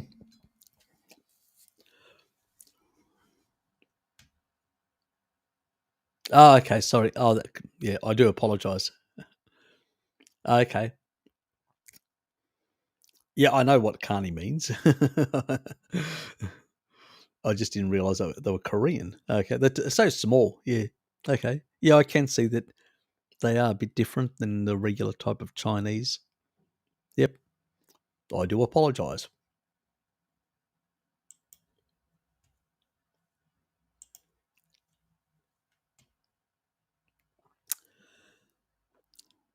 I was weaned on beef shank soup, canned raw cheese, yogurt, cooked eggs. Yeah. My sort of mother was very similar, so it was, me as well. Cooked eggs, yogurt, dad's raw cheese. Dad used to make his own raw cheese in the past in that regard, and, canned. No, I never had canned fish. I had cooked fish. Because my parents used to either fish or get it from the waterfront. And also, I had a lot of soups and meat soups and organ meats and all sorts of things. That's a number of other things as well, as a child growing up. But you initially have to transition before you go into these organ meats and other things. So you shift from milk to sort of meats and then onwards from there. But if you don't want to actually cook it at all, you can just basically use the vinegar approach, and that would help with the acidity as well for the child. Better digestion. Get that working all properly as well. And this is the other thing with the actual gut motility and gut and stomach regulation. Really important to get the taurine in and maintain the taurine levels for the child for those purposes. Yes, the world ometer is all cause with. Oh, okay. So that's all cause and stuff like that, plus the. Okay, gotcha. Okay, then that makes sense why it is basically at about, because in the US it's a bit over 8%, 8 to 9. It's been up to 9% in the past. Now it's around about the 8 odd percent, and that was about 0.8%, and that was at 0.7 for global, and that makes sense from all cause mortality. Yes, Yeah, exactly. Because from the actual, like in Britain, the all cause mortality levels are in about the 0.08 around there, like like in the US, but the actual from C19 actually dying from that, and actually not just with, like a lot of this nonsense in the beginning was all people with, 500,000 people died. Did they actually die from C19, or they died with it from another cause? That's the bullshit that we got. A lot of bullshit in the early days, where now that we're actually getting some real information, real data, that they have the data. They've been lying to us, these politicians. They have the data. Um, and at least the bureaucracy is a bit less corrupt in the UK, in Britain. In America, I wouldn't trust the bureaucracy, too politicized. I suspect they would fabricate figures in the US, but in Britain they couldn't, because it's a bit like Australia. Its bureaucracy is a bit more, not as corrupt. Not that we don't have problems in Australia, but not as. So at least that data came out 7,000, which is 0.1, which from all cause mortality, when we're looking at 0.01 divided by 0.08, it's about 12.5% of, probably because slightly above to 8. So about 12% of the actual all cause mortality, which is no different than a bad flu. So it's nonsense. Absolutely nonsense. Fluffy Rainbow, good to see you. Fair enough, fair enough. Yes, we need our sleep, very important. I just lost my spot. Why'd I do that? What did I do that? Unstick yourself. Yep.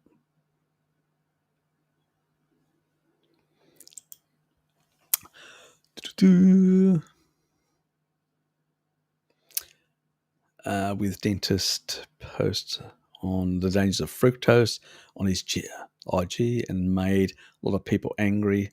I don't know why people think fruits are so healthy. They're not. Anything with fructose in it isn't healthy. It basically gets processed through the liver in the same way that alcohol gets processed. It actually creates fat. It's the best way to fatten yourself up. That's how our ancestors seasonally used to fat themselves up, for a month or so on fruit. And a whole lot of animals. There's a fish in the Amazon that eats fruit to fatten up. People go, I'm on a low carb diet. No, I seem to can't lose weight. And I go, do you eat fruit? They go, yes. I go, drop the fruit and you'll drop the weight. And they usually do. I mean, the fat weight, to be more precise, just in case Bart is listening. There is weight and then weight. We're talking about the fat weight here and only about the fat weight. Yes. So, yeah, it's nonsense. The healthiest food. One of the highest deuterium food to damage your mitochondria, the healthiest. Yes. The cognitive dissonance. People need to, if you go back, people basically didn't consume so much nowadays. Yes, those repeat boys and girls, they are absolutely, they love the stuff. Absolutely, they love the stuff.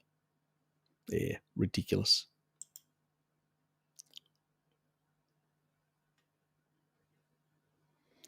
Why is this doing this? Stop doing it.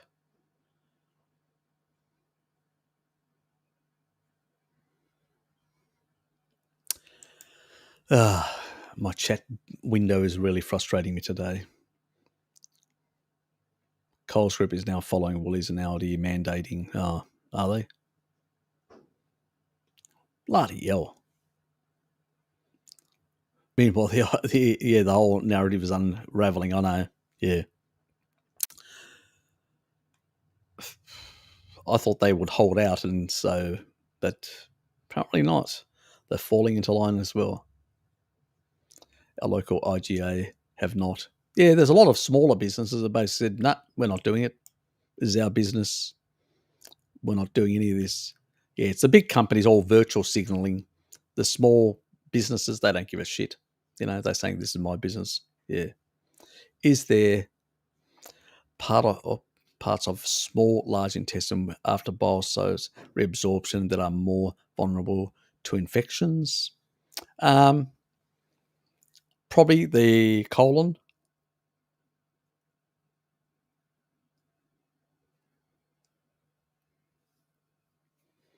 Small intestine can get cleansed by bile, and also beneficial bacteria like the lactobacillus and bifidobacteria type can actually cleanse away a lot of can outcompete a lot of the nasties, as long as you're not putting down glyphosate and antibiotics and decimating them.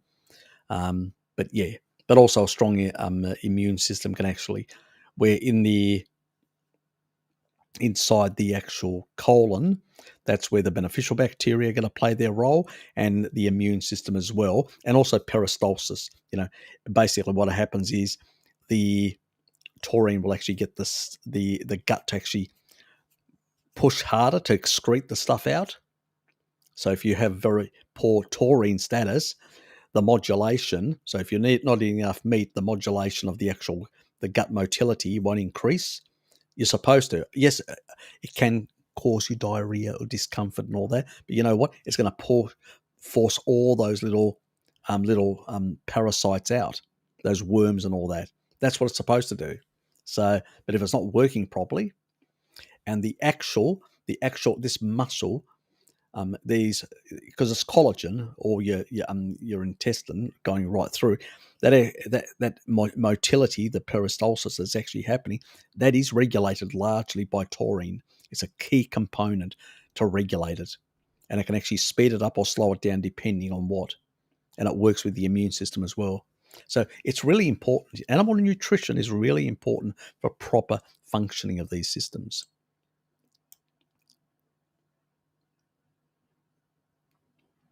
Yeah, look, I know. Yeah, pretty much as all the information is coming out and showing quite clearly that it's just a bunch of, you know, crap, what they're actually stating.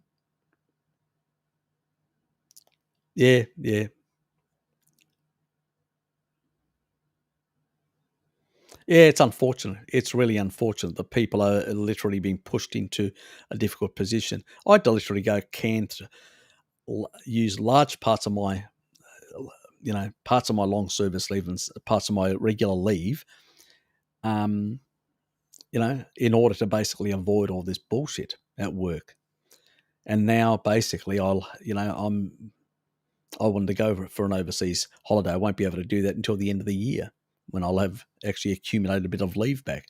And even at the end of my career, I'd wanted to basically use some of my long service leave and other accumulated leave for, like an extended type paid holiday. But I won't be able to do that, you know? So obviously my circumstances are not as bad as some other people's who have lost their jobs or lost their businesses, but still we've all suffered to one degree or another.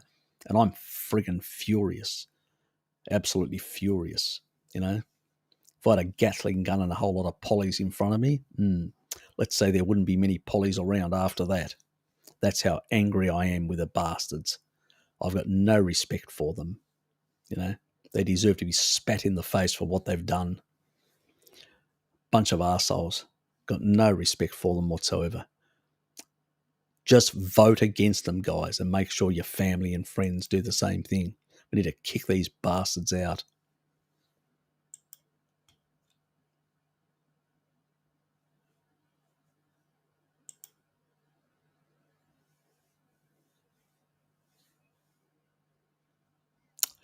Ah, yes, one can only hope that justice in the end. Quarantine due to exposure to it. Oh, really? Oh, God. Oh, that awful child that exposed him. Ridiculous. These people are just absolutely mental. mental cases, you know.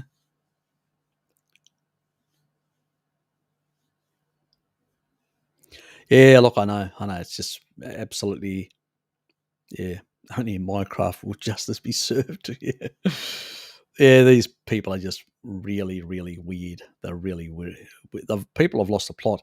If anybody hasn't seen, let me just.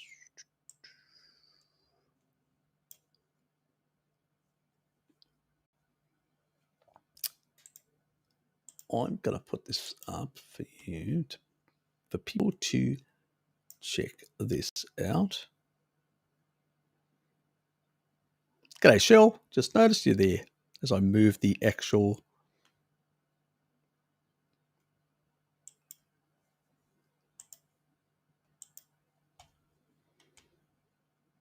Just move that across there. The community page. Got the community page there.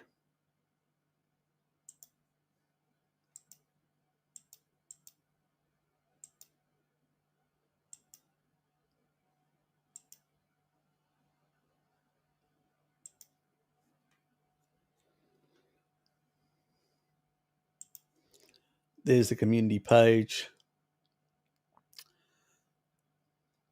He's not bad, you know, Russell. He's actually, you know, talking about some of this sort of bullshit. Is our society quickly turning into a form of dictatorship through power grab during a pandemic by big tech controls over our lives? There's this university professor talking a bit about that sort of side of things. There's another one here, the Academy of Ideas. This is a really good channel to subscribe. And The Big Lie, How to Enslave the World. You know, he goes into some stuff like that. That's me venting my. But this one is really really important, which is check out Russell's and check out this one here as well, The Big Lie. This is a really interesting one, The Big Lie, guys, in that regard.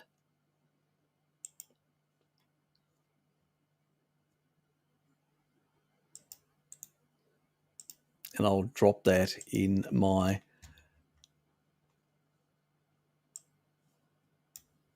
Oops. I've got to do it in this one because if I do it in the other one, I'll lose my spot. Restream is a bit funny like that. It'll just. So that's that video. Go away and actually look at that after this live stream. Please do it. You're so insightful understanding about our world the way it is. So I've been ordering my herbs since 1990. Yeah, I'm a very old buyer because I don't want to support Amazon. Simple as that. I don't want to support the big tech giant companies and all that. So iHerb was much smaller. Then they have grown since then. Originally started to just sell St. John's Wort, hence the name. Yes, exactly. Yeah, exactly. Back then. Yeah, they've been around for some time. I've never had any problems with them, and neither has anyone else when they've dealt with them. So they're pretty good. I just lost my spot again. Wonderful, Harry. Great job. Great job. What am I doing?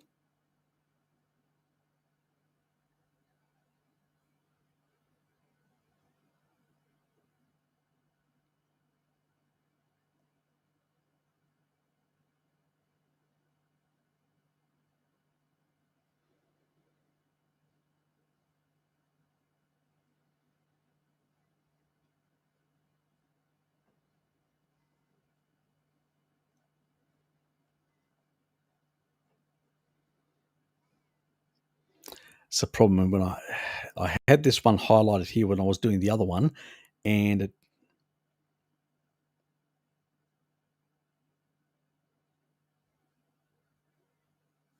I have to better reduce the size of that. I think it's interfering with the way it works. Back to 100%. Okay, that should reset all of them. Nothing ever works properly. Annoying.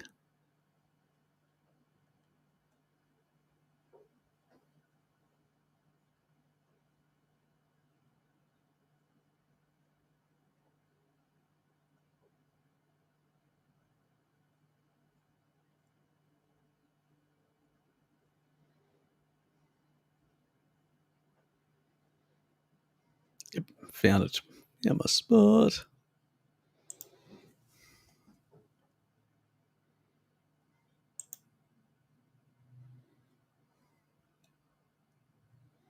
Yes, very much so.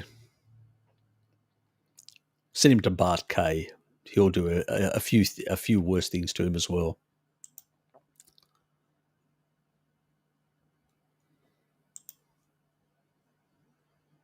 These people are undertaking crimes against humanity. Simple as that.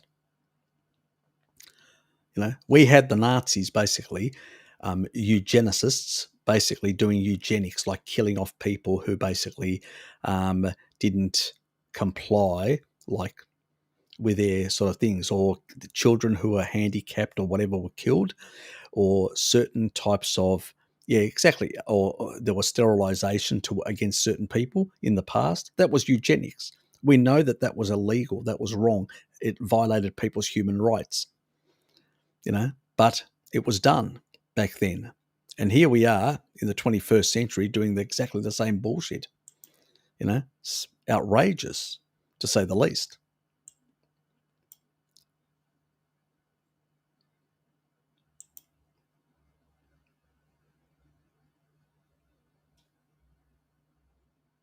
Oops.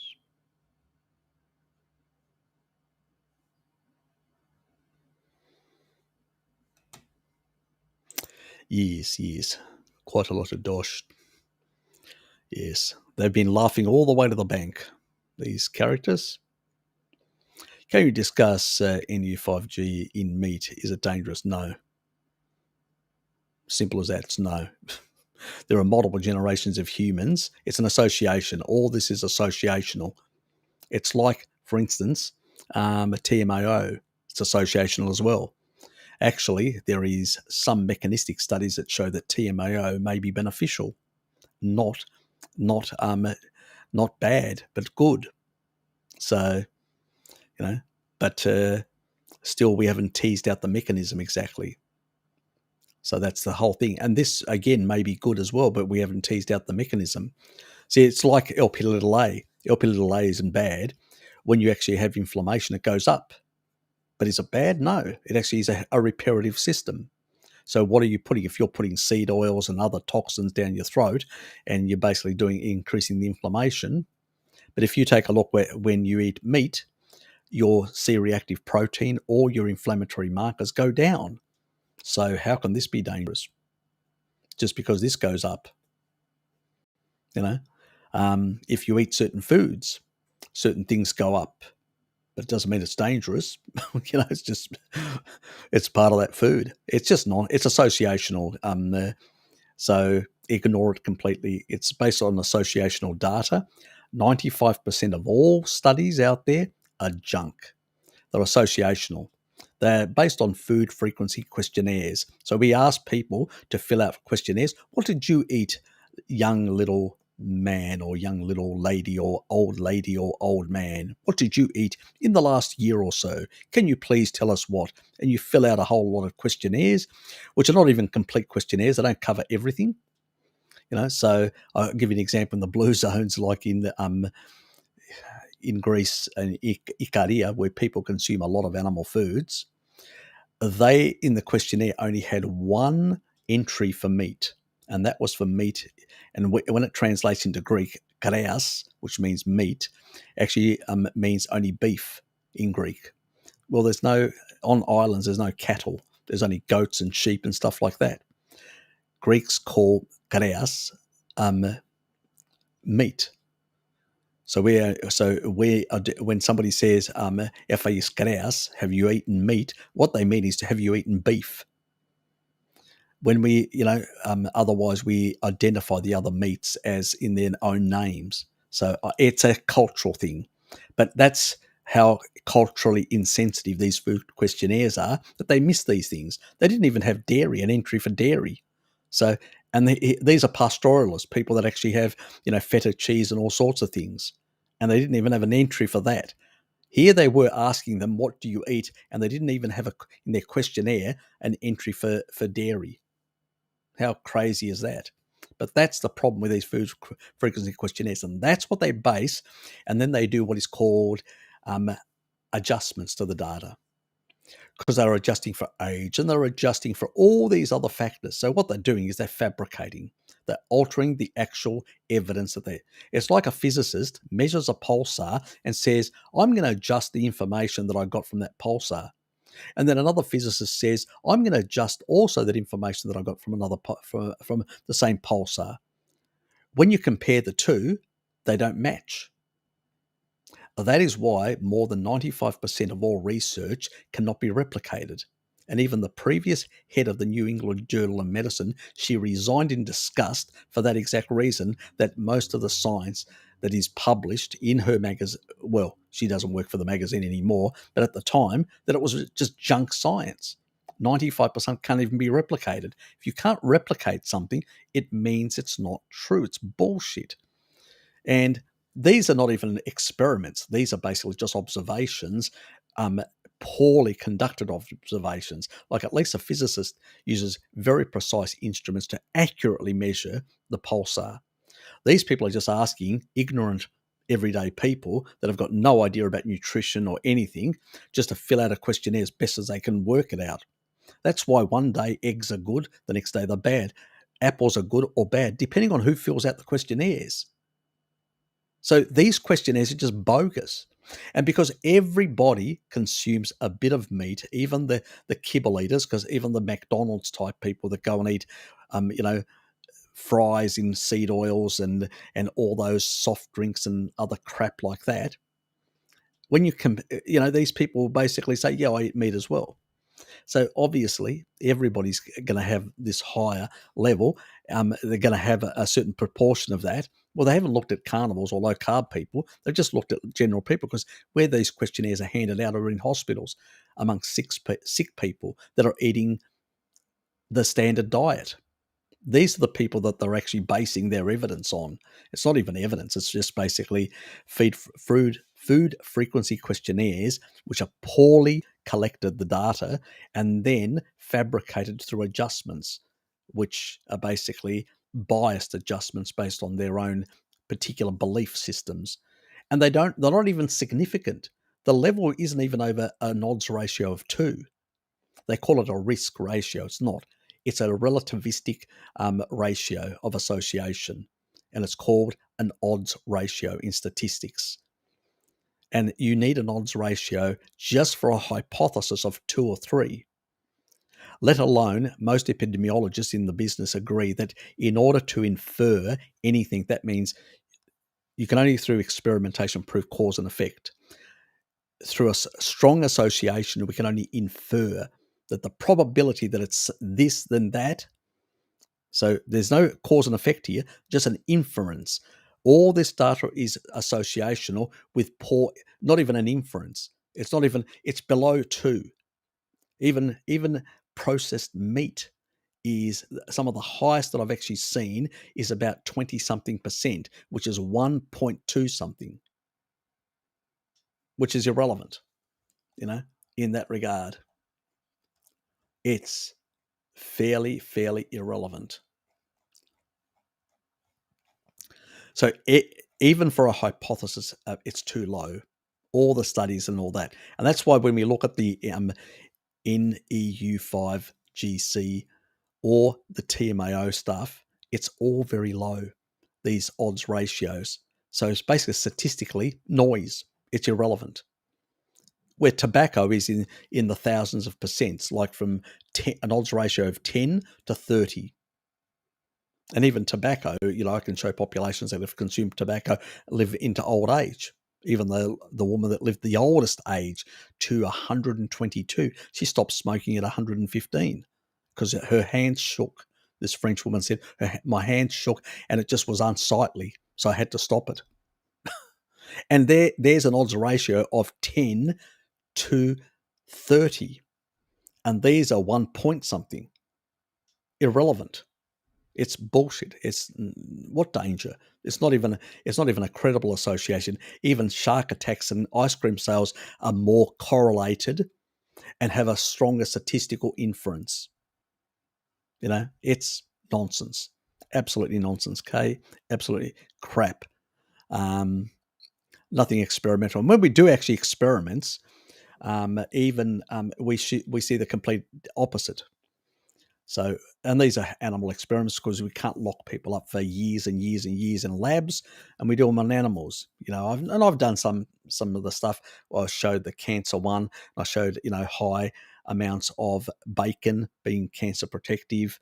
Then I've done another one, and these are in rat studies. Then there's another one basically of if you do, will protein damage your kidneys? Harry Serpanos. You Google that, you'll find the video, and it's a video basically where I show up to 70% the rat was given, and the rat is an animal which is an omnivore. It's not even adapted to a large amount of animal foods. And here they were giving it massive amounts of casein, and the animal was fine. It was actually big muscular growth. It was much bigger and stronger than the other rats with bigger kidneys. It was just an uber rat rather than an unhealthy rat. It was really healthy. Again, destroying that whole narrative. And even out of Stanford University, a guy called Christopher Gartner did the A to Z study.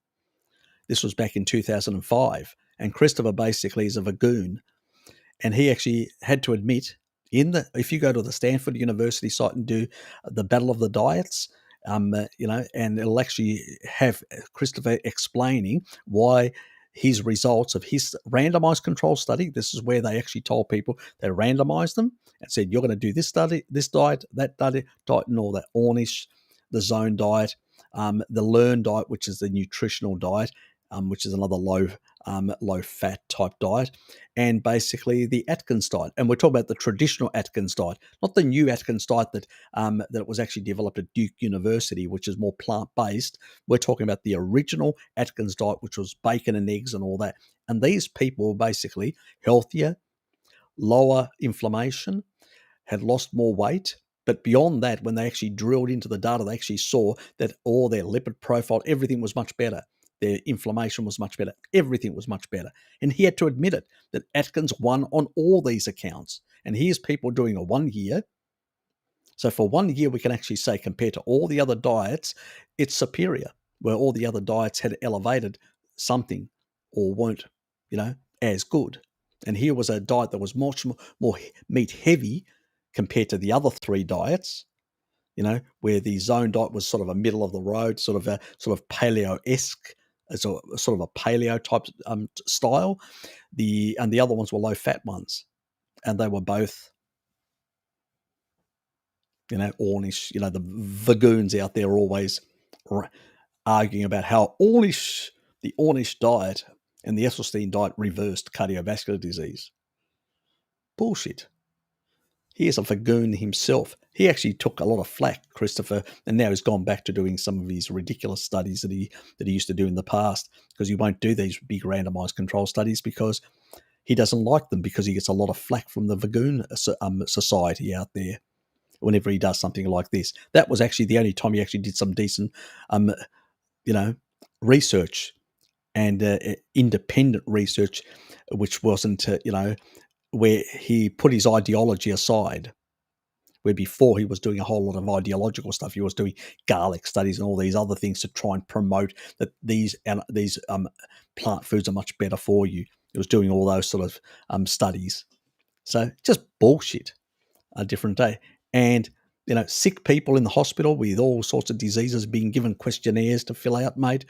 And just because I've been eating McDonald's and all that sort of shit, from there to extrapolate about healthy eating, it's a joke. It's a joke on us, on all of us. That's what it is. So completely ignore it, Kay. Harry, you absolute sexy Tasmanian Greek bastard. How are you? Complete jit. I'm Great, mate. I'm great. Good to see you here.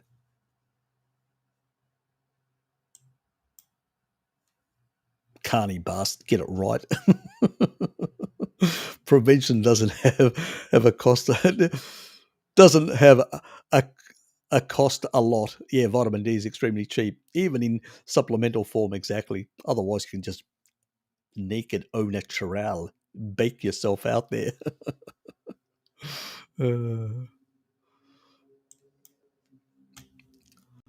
That's what Lukey does all the time. He's out there naked, you know. He's got a whole lot of young senoritas perving at it on him continuously. I told him it would work, would do great things, improve his tan and improve his perv value to the ladies in his neighbourhood. Oh, Dark Horse podcast. Excellent scientist discusses how vitamin D is and what it does. Yeah, good. Yeah. Yeah, I sort of cover a lot of that in my stuff right back in the COVID stuff, but I've always been a strong proponent of vitamin D. I use the term sun, salt, and meat.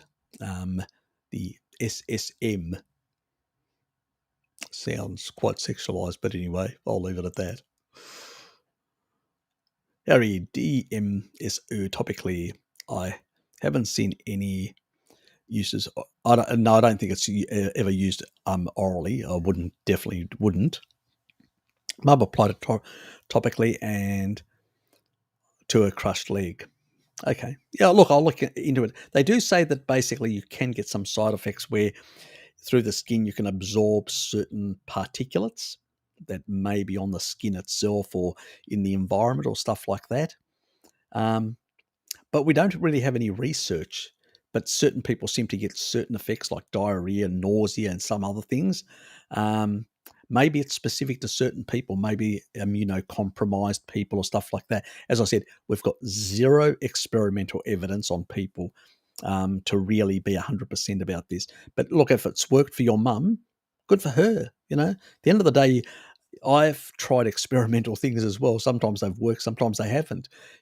You have to sometimes, take the plunge and hope for the best. Sometimes you can discover little things here and there. So I definitely am not discouraging you or anyone else, but I'd like to know more, and there may be other safer options. Maybe because taurine is really good for blood flow, for improving the general osmolytic effect around the body. It also has an antioxidant. It also breaks down fibrotic tissue. So it has a lot of benefits in similar ways for these sort of injuries and all that. So in high doses, that is. But, combining it with something like topical like this could really work really well. I'm going to look into it now that you've given me some actual N of one with your mother's experience. So it really interests me because most of the other stuff that I heard was very sort of anecdotal, people saying, oh, I've had this and that, but really it wasn't something like extraordinary or something, like a massive result or something like that. So, yeah, interesting. But did she change any other things? Did she consume more meat at the same time? Did she basically, take more vitamin D and do other things? Because that, vitamin D can improve both muscles and bones and stuff like that. So did she do a whole lot of other things? That's the problem. It's really hard to work out how many other things. If you change a lot of things at the same time, is it just that, or is it a combination of things? Or did that have no effect and the other things had? See, in science, you've got to actually tease out what it exactly is, and it's really hard sometimes from anecdotes. But if it's not, if it's tolerated, who am I to say no?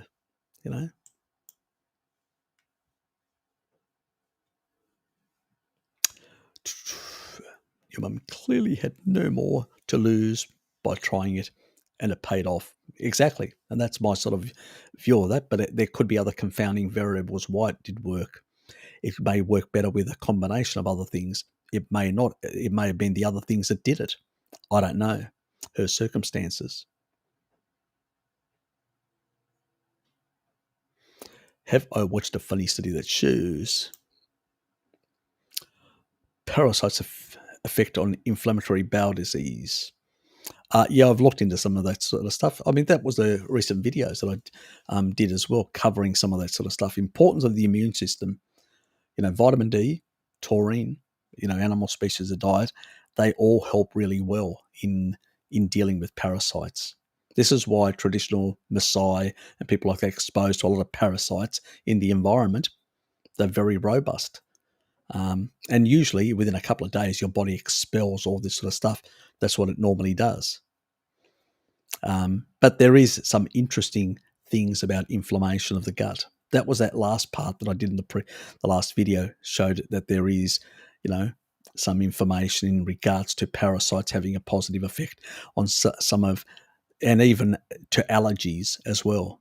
So it's really interesting. I think there's a lot of stuff we still don't know enough about these things to basically be, as absolutely critical or not. So I think better is to regulate the body, and the body will get rid of what it doesn't want, and it will keep in a homeostatic state what it does need and what is beneficial.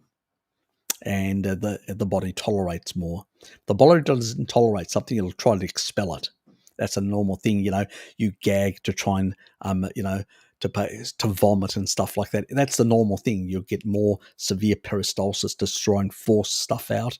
That's how the body's supposed to work, to try and get things out that are really not as good types. But there are some parasites that actually can be beneficial. The body doesn't get rid of very easily, but others that it tries to get rid of very quickly. I actually believe that it's better to have a strong immune system and your body functioning really well, and then let the body work that out, like it did in our ancestral sort of situation, trying to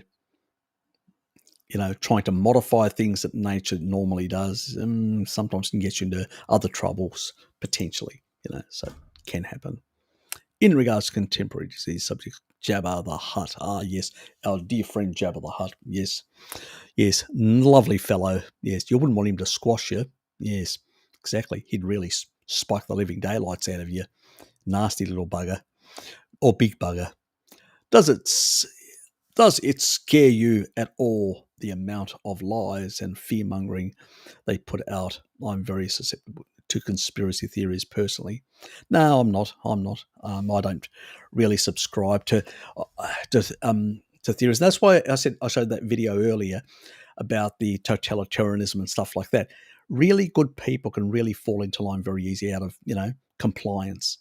Humans can really, sometimes some of our characteristics, which come from our tribal roots of complying and falling into line with our tribal our collective tribal law and stuff like that, because we needed that to survive.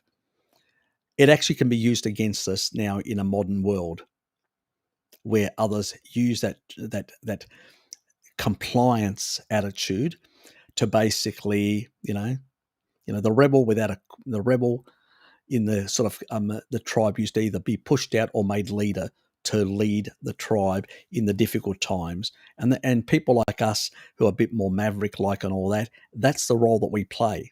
We sort of go, well, this is a shit, and we point out why. And so it's important that people like us exist in that regard. We're not imprisoned and put away. But generally speaking, most people fall into line, are compliant. And the reason for that is because I think to a large extent there are some cultural, possibly genetic reasons for it, that we are more susceptible to fall into, because for the survival of the collective, it's part of the biological side of things. And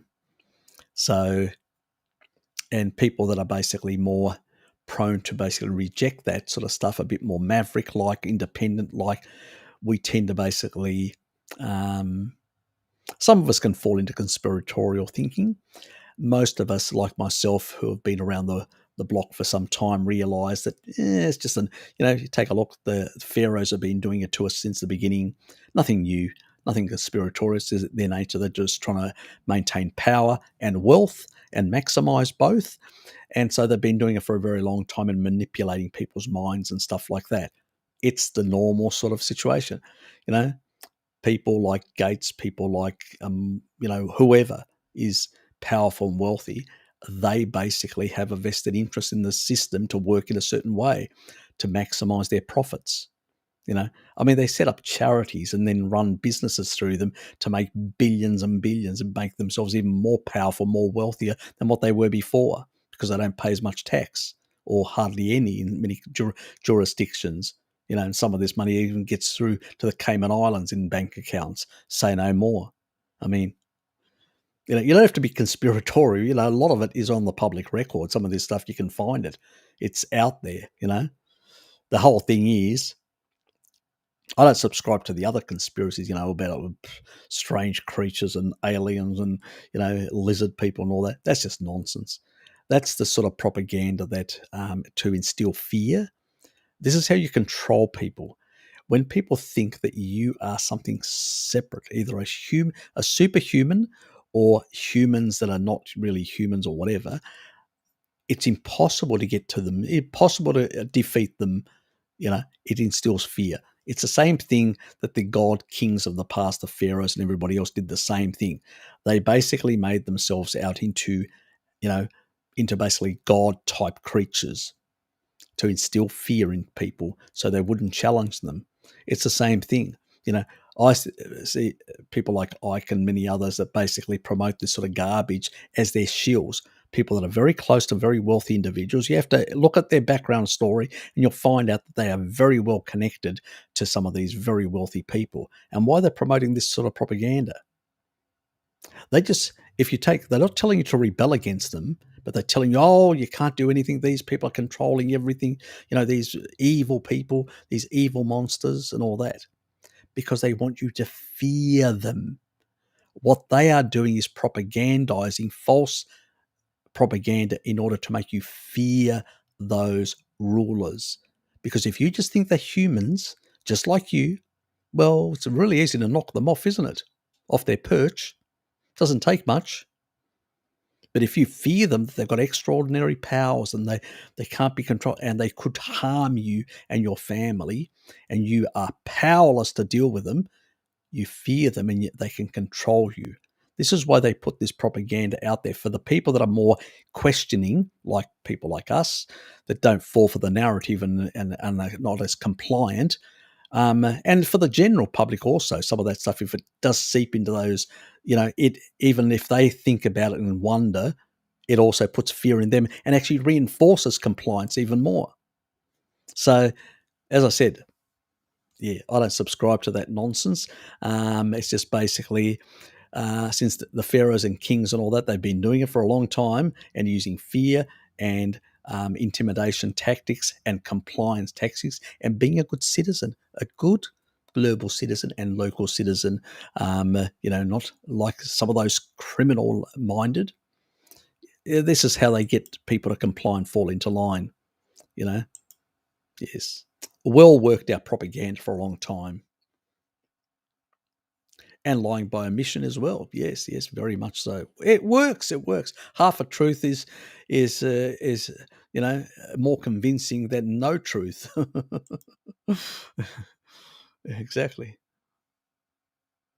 Yes, exactly. They do. They need to get out there and push some of these bastards out, Tracy. We need to get rid of them ASAP. Enough is enough.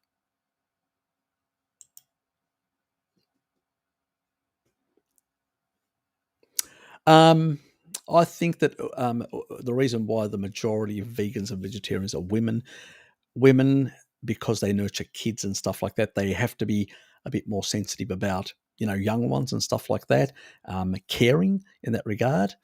And so when you've grown up in an environment where, because men used to do the hunting, the slaughtering and all that, not women. And so women don't have that sort of sensitivity. And in our society now, you're free to basically do whatever you like. You're not part of a tribe where you had to basically, here you go, I just hunted this. Now you need to cook this sort of approach. that division of labour. Now it's basically a very different cultural environment that we live in, but they still have that sort of thinking in them, so they're more susceptible. You only have to, you walk past and you see a little dog, and you see the response from a young woman and the response from a young man, very different. A man goes, "Oh yeah, yeah, another dog, yeah, not a bad pooch sort of attitude," and the girl, "Oh, little cute thing," It's a bit the nature of women to be a bit like that, to be more emotional about things, and these sort of arguments are very emotional, not logical, and so women are more easily manipulated as a consequence of that. Women are much more sort of sociable and more emotional than men, and they interact in those terms as well. So they're basically more vulnerable to those sort of that propaganda narrative about the cute creatures and cute animals and stuff like that. So much easier with it once you don't have a faith and you don't have an ancestral culture anymore, and you have a modern type of culture and society. Much easier. Remember, years and years of propaganda through TVs with little furry little creatures basically talking and all that. We've anthropomorphized animals. That means we've turned animals into more and in the human form, nearly anthropomorphized. It's called anthropomorphization, and women are more susceptible to that than men, and that's the reason why, to a large extent. So, and the women are the vessels of the next generation. God help us. Yeah, that's all I can say on that. I think men need to take responsibility.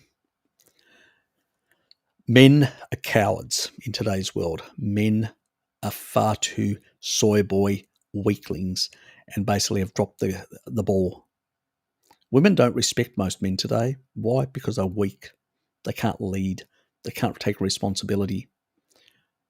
It's a large part why women, strong men can influence women. Weak men can't, and they end up more in their emotional state. I know this is very unwoke, and it'll annoy a lot of people out there, but I don't give a shit. But the reality is, strong men, make strong women. A lot of people have always talked about strong women making strong men. They don't. Strong women tend to make weaker men, especially if they've got the wrong ideology. It's actually strong men that make strong women. It's the other way around. Strong emotionally. Yes. But unfortunately, most men today have been told to throw away their masculinity. It's toxic, and they need to be, become more feminine, embrace their femininity.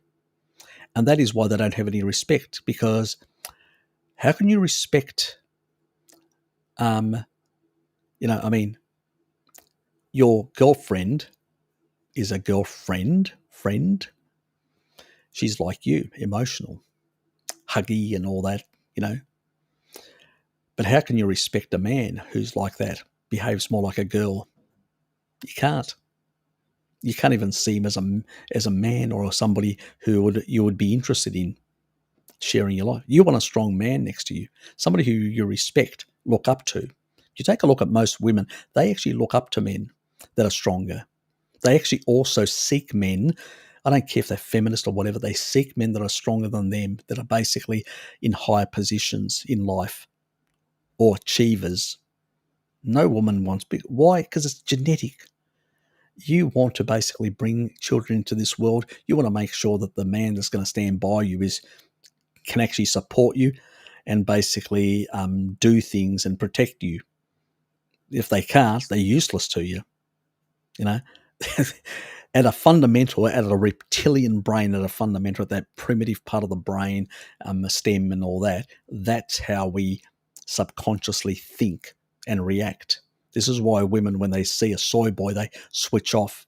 When they see a real, somebody noisy, with a bit of charisma, like this man.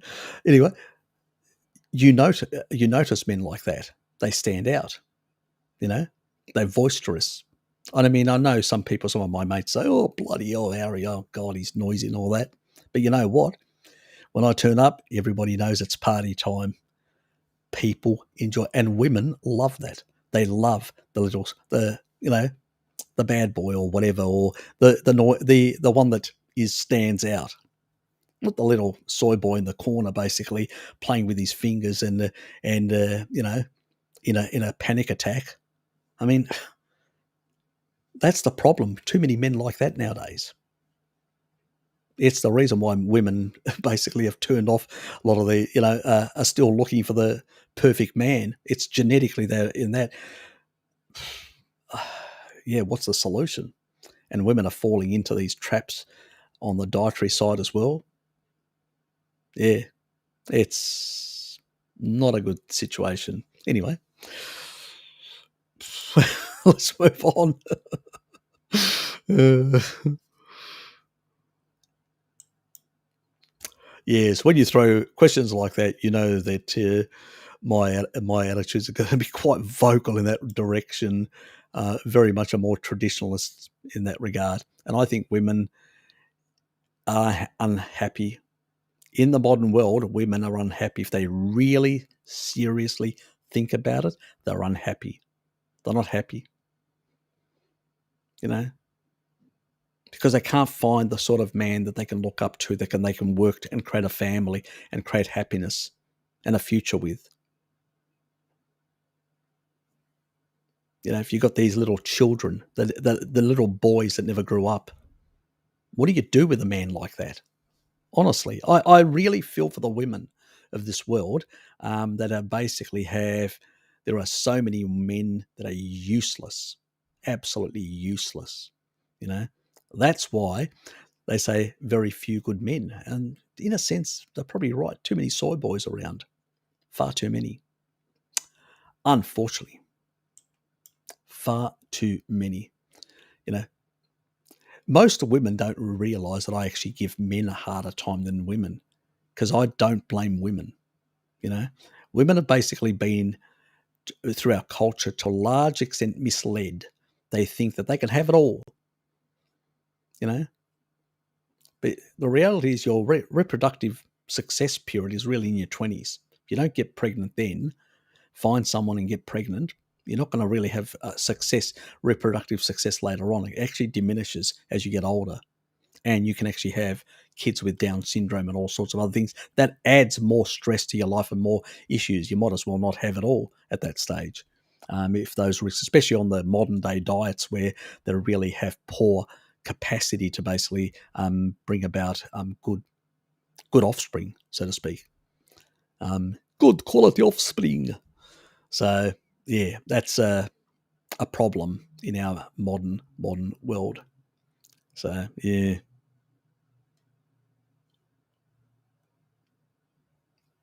Yes, yes, it definitely not very good to put that sort of stuff into those sort of molecules or whatever in that regard. But it's, I think, some of that stuff that people are doing is topical and other things. So,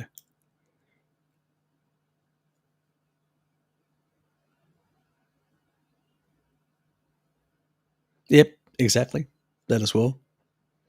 Yep, that is, yeah, at a biological, estrogen levels. Yeah, I mean, 630,000 nanograms compared to 53,000 for men. What is that in a fold?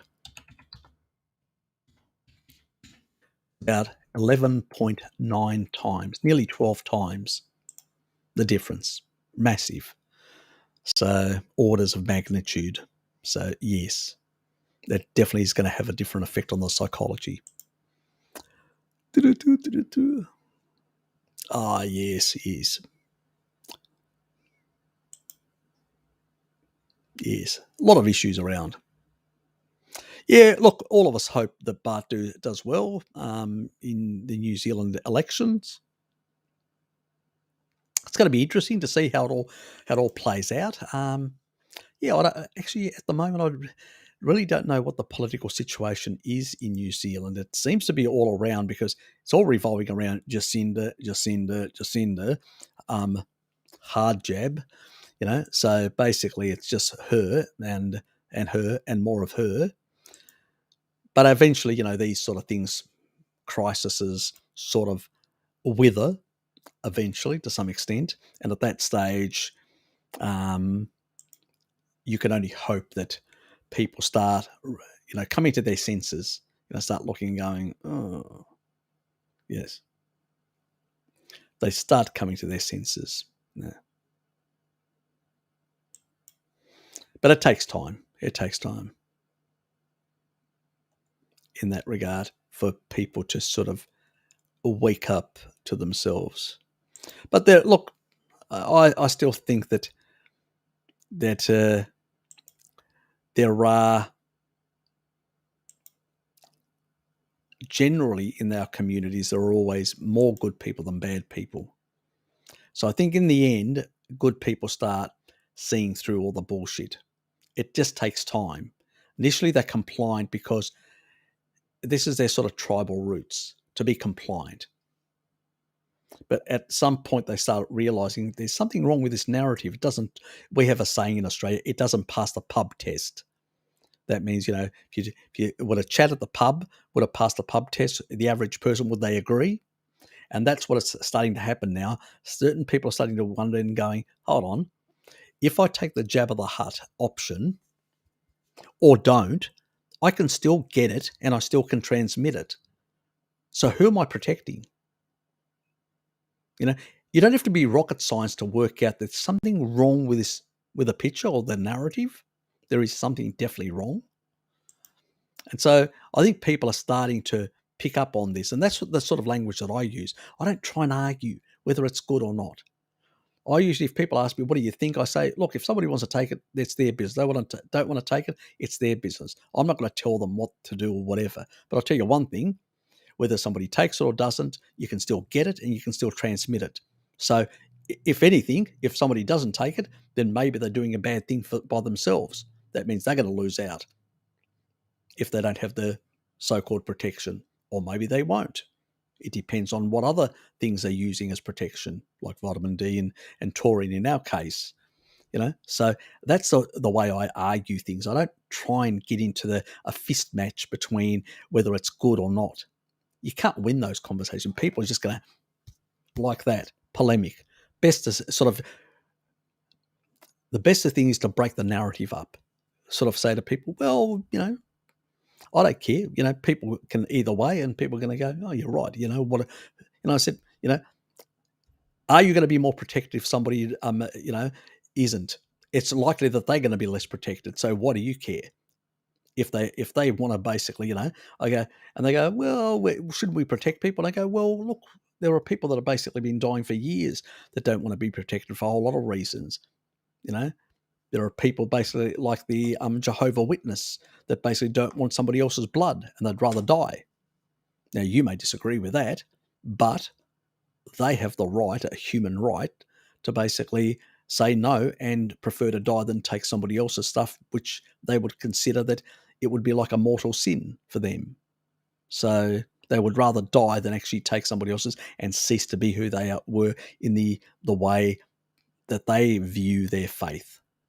And when you actually explain it to them like that, they go, yeah, you're right. It's all bullshit it is. They start seeing the bullshit. You don't have to argue with them whether it's a good thing or a bad thing.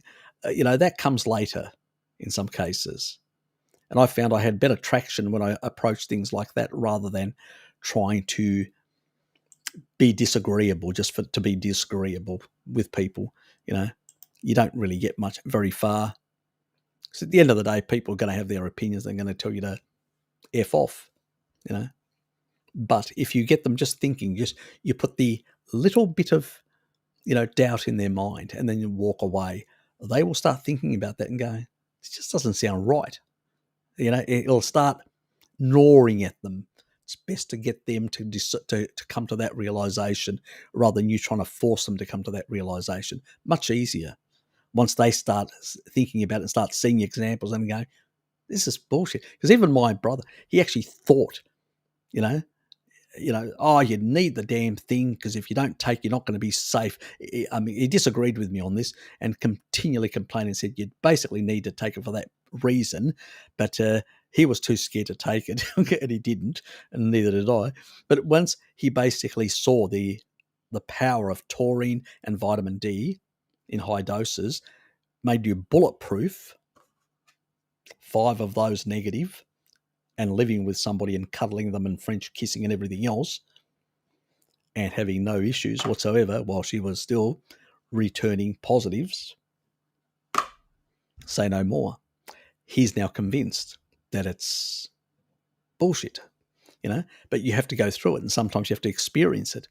And so it's really important to basically shatter the myths without basically stuffing up the relationships. There's no need to,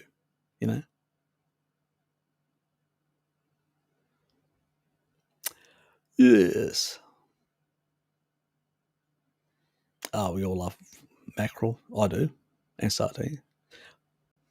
You don't like sardines. I like sardines.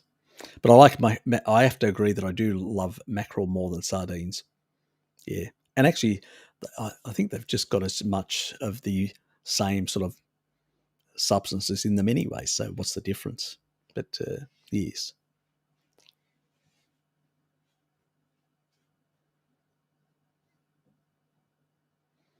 Yes, very much so. As I've always said to women, more fat than slightly more fat than protein, 1.2 to 0.8, where men 1 to 1. Again, similar reasons, their hormonal requirements and their general endocrine requirements. Daniel. Yeah, still going, Daniel. Yeah, still here. Yeah, you know me. And it's nearly 3 hours. At the 3-hour mark, which is in 13 minutes, I'm going to pull the plug. For this reason, vegans get hormonal issues like thyroid problems, irregular periods. Ah, yes, they get all that wonderful stuff on the veganerized diet. Ah, yes. But still, the cognitive dissonance is very, very, very strong. Ah, yes. Such a system. It's only in the Senate that you actually get a sort of proportional representation type thing, not in the lower house. It's first past the post in the lower house, so it's much harder to get anyone in that basically disagrees with the major parties. So, yeah, but it can be done, has been done in a number of places. You just need to mobilise people. Can happen. Miracles do happen. There is an interesting channel called Better Body Chemistry TV talking about choline as essential nutrient for feed babies during pregnancy. Oh, is there? Fantastic. Oh, that's a good thing. Look, in some cases, choline you'll get from eggs. So eating eggs, you'll get plenty of choline. And you can actually also, the body can convert and produce endogenous, some people, like myself, a very small percentage. We're talking about a very small percentage of the population can't do that. But I would say choline would be a good thing to actually add, just in case, because you don't know the genetics of the child. Most people just add the eggs in and organ meats like liver. Liver is very high. So if you add organ meats, just as good if the child can't tolerate eggs for whatever reason. So that's the other approach in that regard. And most people don't realize choline exports fat out of the liver, prevents fatty liver. I've actually done a video, one of my earliest first videos, talking about choline and the export of fat out of the liver. Very important nutrient. Yes. Steak and eggs, top diet.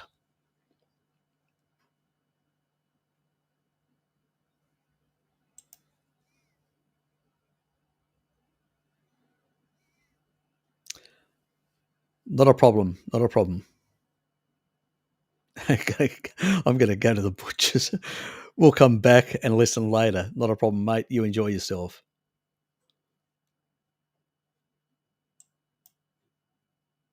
You remind me. Somebody actually sent me an email from up there. I need to respond. I've been having trouble with candida for years.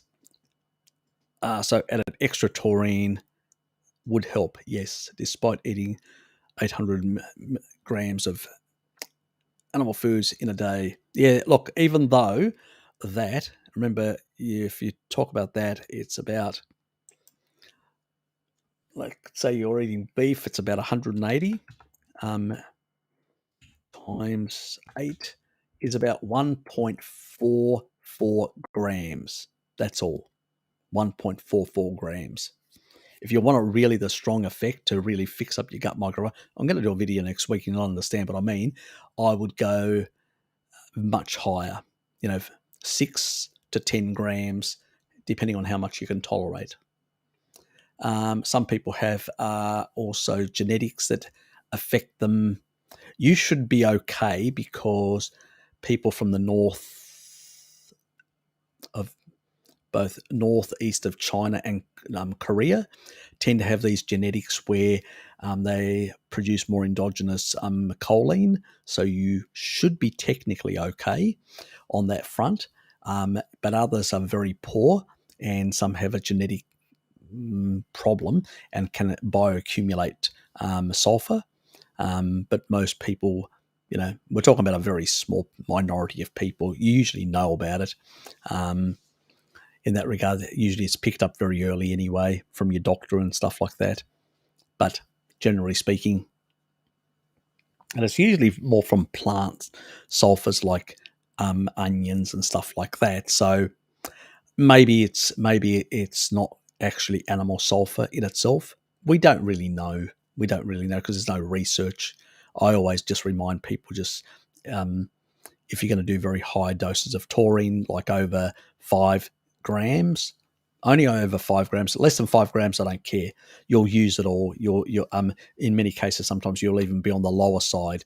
But once you go over probably 6 and over, that's when, depending on your genetics, I usually recommend people to take a 1 gram of choline just to guarantee enough methylation so it doesn't stay around too much and bioaccumulate in that regard. It's just in case.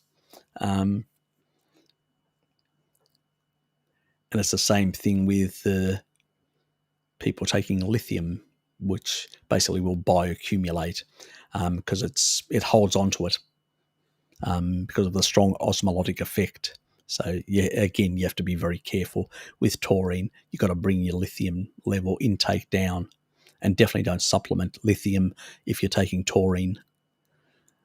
Okay. All those things can be a problem.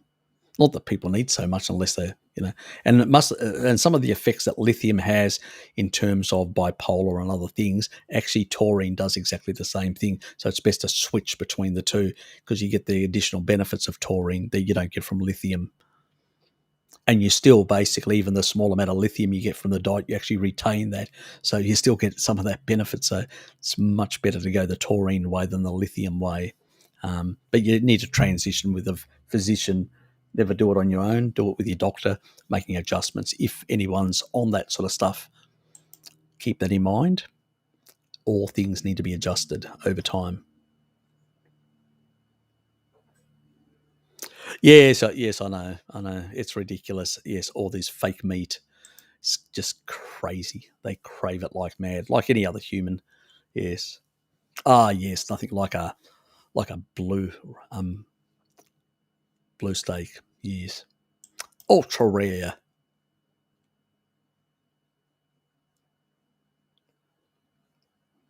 Yeah, occasionally I do a blue. Daniel, I do sometimes just a blue steak. I'll just basically both sides really with a bit of weight on it, just to get a strong colour on both sides, and that's it. Then on the plate, I actually did that with what was it? The week before, and I actually sent an image to Hello Kitty, and she actually said, "Oh, that's all cooked through." And then I cut it, and I showed her inside, and she goes, "Oh, it's all full of blood." And I go, "Exactly. It's just on the outside, a lot of colour. And that was really high temperature, the highest temperature, and putting a lot of pressure on it. That's all it was." So she was surprised. She goes, "Oh, yes." So what's inside, my dear, not what's on the outside.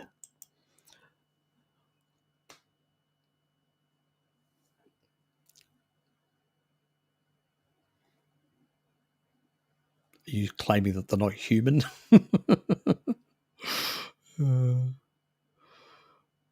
Yes, there's quite a lot of differences. Let's put it that way. Oh, don't scroll away like. I have to go right to the bottom now because it's not.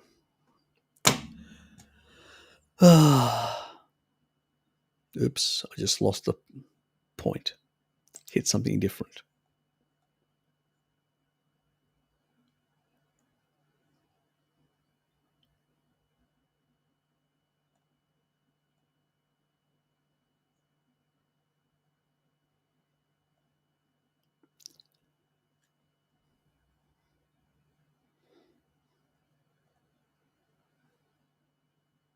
Yep.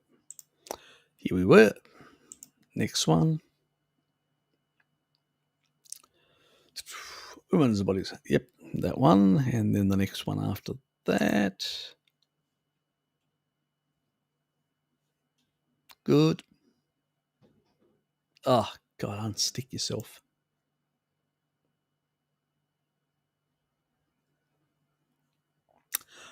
It's what is called high functioning autism. So he tends to have a bit of a black and white picture on certain things and stuff like that. Anyway, but he's an extremely intelligent man, and I consider him a friend in that regard. But I tease him all the time. But he teases me as well. He won't even use my proper name. Harry calls me Geraldo because my Greek name is Harillos, so he actually has changed that as well. Pim tries to correct us. Oh, I'm going to use that. I go, fine. You're like a child. I'm going to say it this way because I've been saying it from the beginning. I got it wrong, and I'm going to just repeat it in the same way. Yes. I know how she puts up with him sometimes. Okay. Look, yeah, it's the thing, Daniel. They're friends and all that, and they frown on it and all that, and they look at them. You're funny, you're strange, you're eating like that. I think it's more the peer pressure because she's probably eaten it in the past and had no problems. So yeah, it's unfortunate, but yeah, it's what happens over time. She'll probably go back to it as she gets older. Because if she ever liked it, she'll really like it. So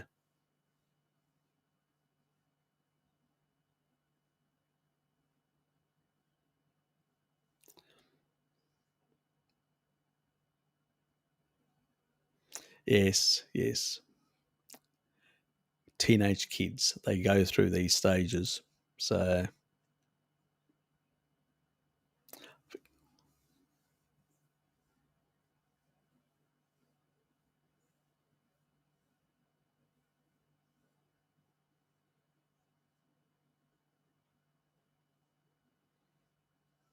okay, actually, I have a great story to tell. My daughter breastfeeding experience. 5 boys breastfed, all exclusively to 6 maths, and we weaned around 3 years. Okay, that's quite a bit compared to many others. She was vegan for the first baby, carny for the rest. No, that's good. She must have realised, you just can't do it the other way, which is good. Yeah, Ocean S sounds good that she went the other way, and now the kids are probably growing and really thriving. I've actually seen it. I mean, I looked at like even Gracie yesterday. She was running, and a sister who's just recovered from C19 and still, not 100%, but much better than what she was. She was struggling to keep up with a little sister who just eats meat, and she just basically got her symptoms for one day, and that was it. And she was done, and she can run like mad. No effects on the lungs, no nothing. So even though she was just doing some vitamin D after the fact, but the animal food seemed to have been that additional protectiveness. We know basically the fibrotic tissue gets broken down by taurine, and she was eating more than her younger sister. So we're talking about a really 4 years old compared to her sister who's 12 and a half. And basically that's the difference. And she's grown much more. She's stronger at that little age compared to other kids her own age. Completely different sort of. And more calmer, I've noticed, since she's been eating more meat as well. So, yeah. Says something about the species appropriate diet.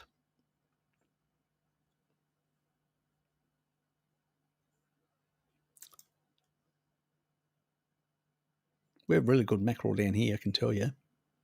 Yeah. Seafood's pretty good. Seafood's very good for a lot of the micronutrients as well.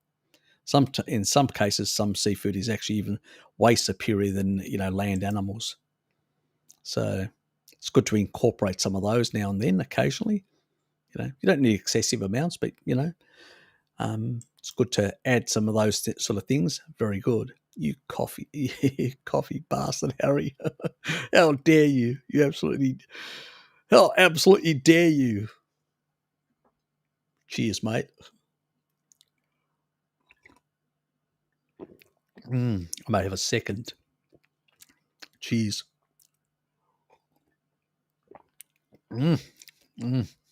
Lovely. Oxalate juice.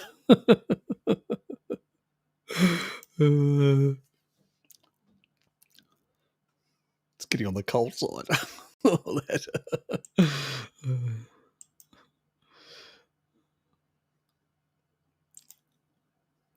No, it's definitely contraindicated coffee. We don't need coffee and stuff like that. I just enjoy it. And luckily, I've got genes that actually can detoxify very quickly. So, which is one of my saving grace in some respect. So, in that regard. Yeah, look, I don't mind actually rare burgers as well. I actually, the more, I've been having rare burgers, I do, because they're really, really soft, So I'll cook them on the outside, and then I actually also like to basically get like Gouda cheese or something like that and actually put it on the outside, and so let it, and then turn it the other way on the plate. So it's on the, it's in the pan, and I'll put then the cheese will sort of melt on the one side, and then I'll pop it on the plate, and then I'll put it, because it's still hot on the other side. I'll put a thin strip of Gouda on the other side, and it will just melt, and it's sort of a cheesy sort of. And then I'll fry an egg, throw that on top, like they do in Southeast Asia, where where they've got a bit of rice, a bit of vegetables, and a bit of meat, and then they'll throw in a fried egg on top, and that's what they serve you up as sort of something similar to nasi goreng in Southeast Asia, and I will basically do a sort of a dairy that and an egg on top and all that, and that is nice. Sometimes I'll do a poached egg and just let it just drip all over it, like that sort of stuff, depending how I feel. So, but I do have to say that I do like, actually the poached egg is actually even better, because it actually, then once it actually breaks on top and you put salt and pepper and cutting it all up and eating it, really nice. Anyway, you're making me hungry. Lukey, you're making me hungry.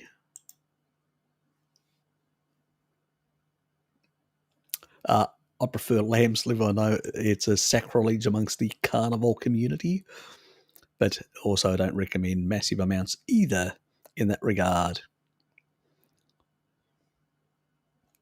Oops. What am I? Oops.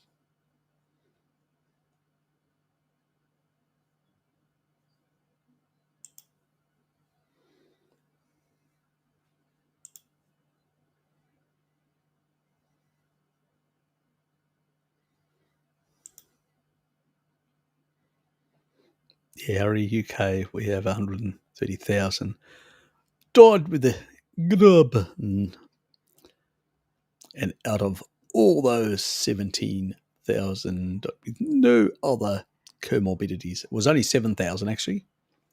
Actually 7,000.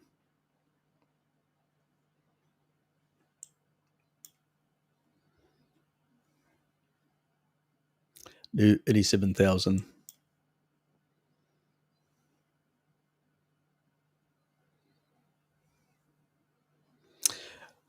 We can live well on ruminants. Yes, we can. We can. And we have. And the N15 data actually shows that. Because you have to look at another thing called delta 13 carbon.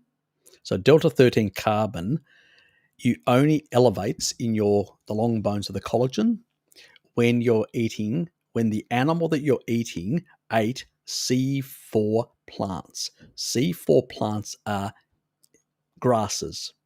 So a ruminant that eats grass will basically increase in your own collagen the delta 13 carbon. And our long bones of our ancestors were very high in delta 13 carbon plus delta 15 nitrogen. So we know it's a perfect match. It's a animal that ate grass. You can't get more accurate than that. So anybody can dispute and say whatever they like, their opinion. I don't give a flying hoot or F. But basically, at the end of the day, the information that's baked into the bones of our ancestors all over the planet before agriculture, this is before 12,000 years ago, before we literally, let's say, abandoned our ancestral way of eating for a whole lot of environmental changes and conditions and circumstances. We'd overgrown on the planet. We'd actually spread out throughout the whole planet, hunting animals, grew in numbers, and that point when our food supply started shrinking in fat quantity, so the fatness of the animals started declining, our energy dropped. That was a key thing. That was a key, you could say, the point where we had to start shifting. And so you had this decline in the amount of fatness as we went into this interglacial period, so between the 20,000 to 12,000 years, which was over 8,000 years, we saw this decline. We also saw in the similar period, slightly before and all that, it was starting to happen. When we look at Cro-Magnon man, we see a decline in brain size by 10%. That means the level of fat that we could access as energy declined in our environment. So did our brains, and so did our size, came down a bit. And that's in the fossil records. So we're quite clear. We know that what's caused it. The only thing that actually reduced was the energy from animal fat that actually reduced in that period. Nothing else. And that's quite clear and emphatically. Obviously, then we started moving seasonally into, getting some tubers and cooking them. Even the Hudds of today, they will grab some. They'll have seasonal fruit and seasonal honey, but honey with, they eat it with within the waxy material, which is mostly fat and protein. So there's a bit of sugar in there, but it's not like massive, like pure honey you get out of a container. It's not the same, and it's seasonal only for that smaller period of time. And the other thing that they do cook seasonally is some tubers, and so Mary didn't see any cooking of tubers in that period because there weren't any around. You have to wait later in the season when it's the right time of the season. So it's about 2 months, 3 months, which is available, and then they will cook those. Now, we hear a lot of the Vagoons saying, people have been cooking tubers for years. Well, we know that basically all the hominins only started cooking about 1.5 million years ago. Before that, which was another million years, 2.5 million years, when Homo erectus emerged and the big-brained humans emerged, that was before cooking. So at that point, there was no cooking. And then after that, for about 1,000,000 years, for most of that 1.5 million years, most of the period, the whole planet was frozen and very cold. There weren't any tubers around. You were hunting big animals. So it's only in these interglacial periods when people had access to some plants. That's it. And we know from these, there was one about around about slightly before 200,000 years. And that basically brought in the ApoE gene changes that happened. And then about 80 odd, slightly before 80 odd thousand years ago, again, that happened. And we are basically, again, if this period lasts for a very long period, we will probably get another mutation in the ApoE, which will leave resident chylomicrons in the system for longer, which means they won't go into the liver as fast, which means that then we can tolerate a bit more sugar in the liver because we're not having fat rushing in like our traditional genes, which is the ApoE44s. That's why these people are hyper-responders, because they take in the chylomicrons, they re-export them out as VLDL and create more LDL in their system. It's like, people around that have got the ApoE44, 43, 42. That's the reality. But a lot of these people who are hyper-responders don't understand these genetics. And so, but I have done a video. I did do a video to chat with Pim Johnson, and it's in one of my playlists. All you have to do is find that, and you'll find basically the ApoE one, and I discuss that thoroughly and explain how it actually all works. So go and check that one out if you want to understand why ancestrally things changed at a certain time and all that. Nowadays, basically, and then some people went to the next step and created agriculture, domesticated plants and animals and all that to basically create a more sustainable food supply. And today we're on steroids in terms of being able to provide cheap energy, too much of it, unfortunately, and the most inappropriate type as well.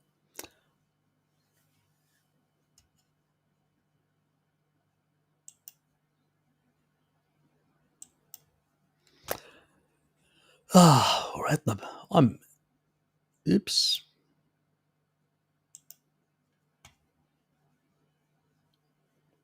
Am I at the bottom? No, I'm not. God, I'm way behind, aren't I? Typical. Anyway, I'm going to go in the reverse order because I'm pulling the plug. We're at 3 hours and I'm way behind. So I'll go right to the bottom. There's a couple of people there, like Joe. Good to see you here, mate. And good night to you as well. Good night to Lukey. And yes, and Elizabeth is here as well.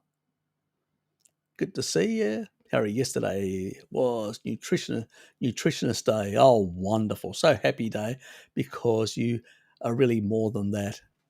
Thanks always for your knowledge. You're welcome. Oops.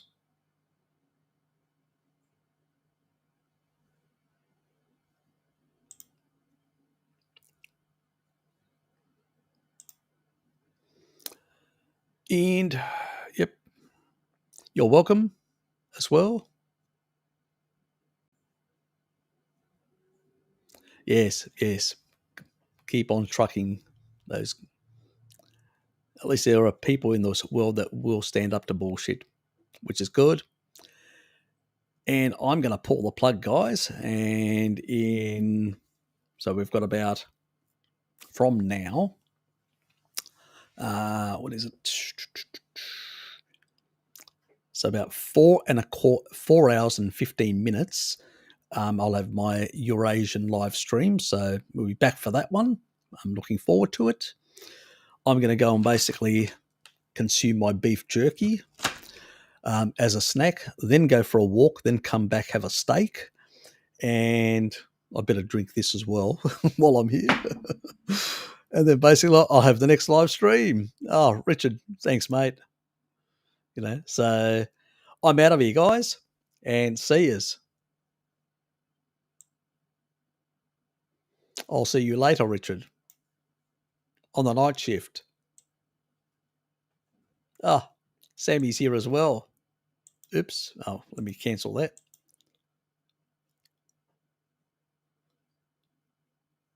Oops, you're late.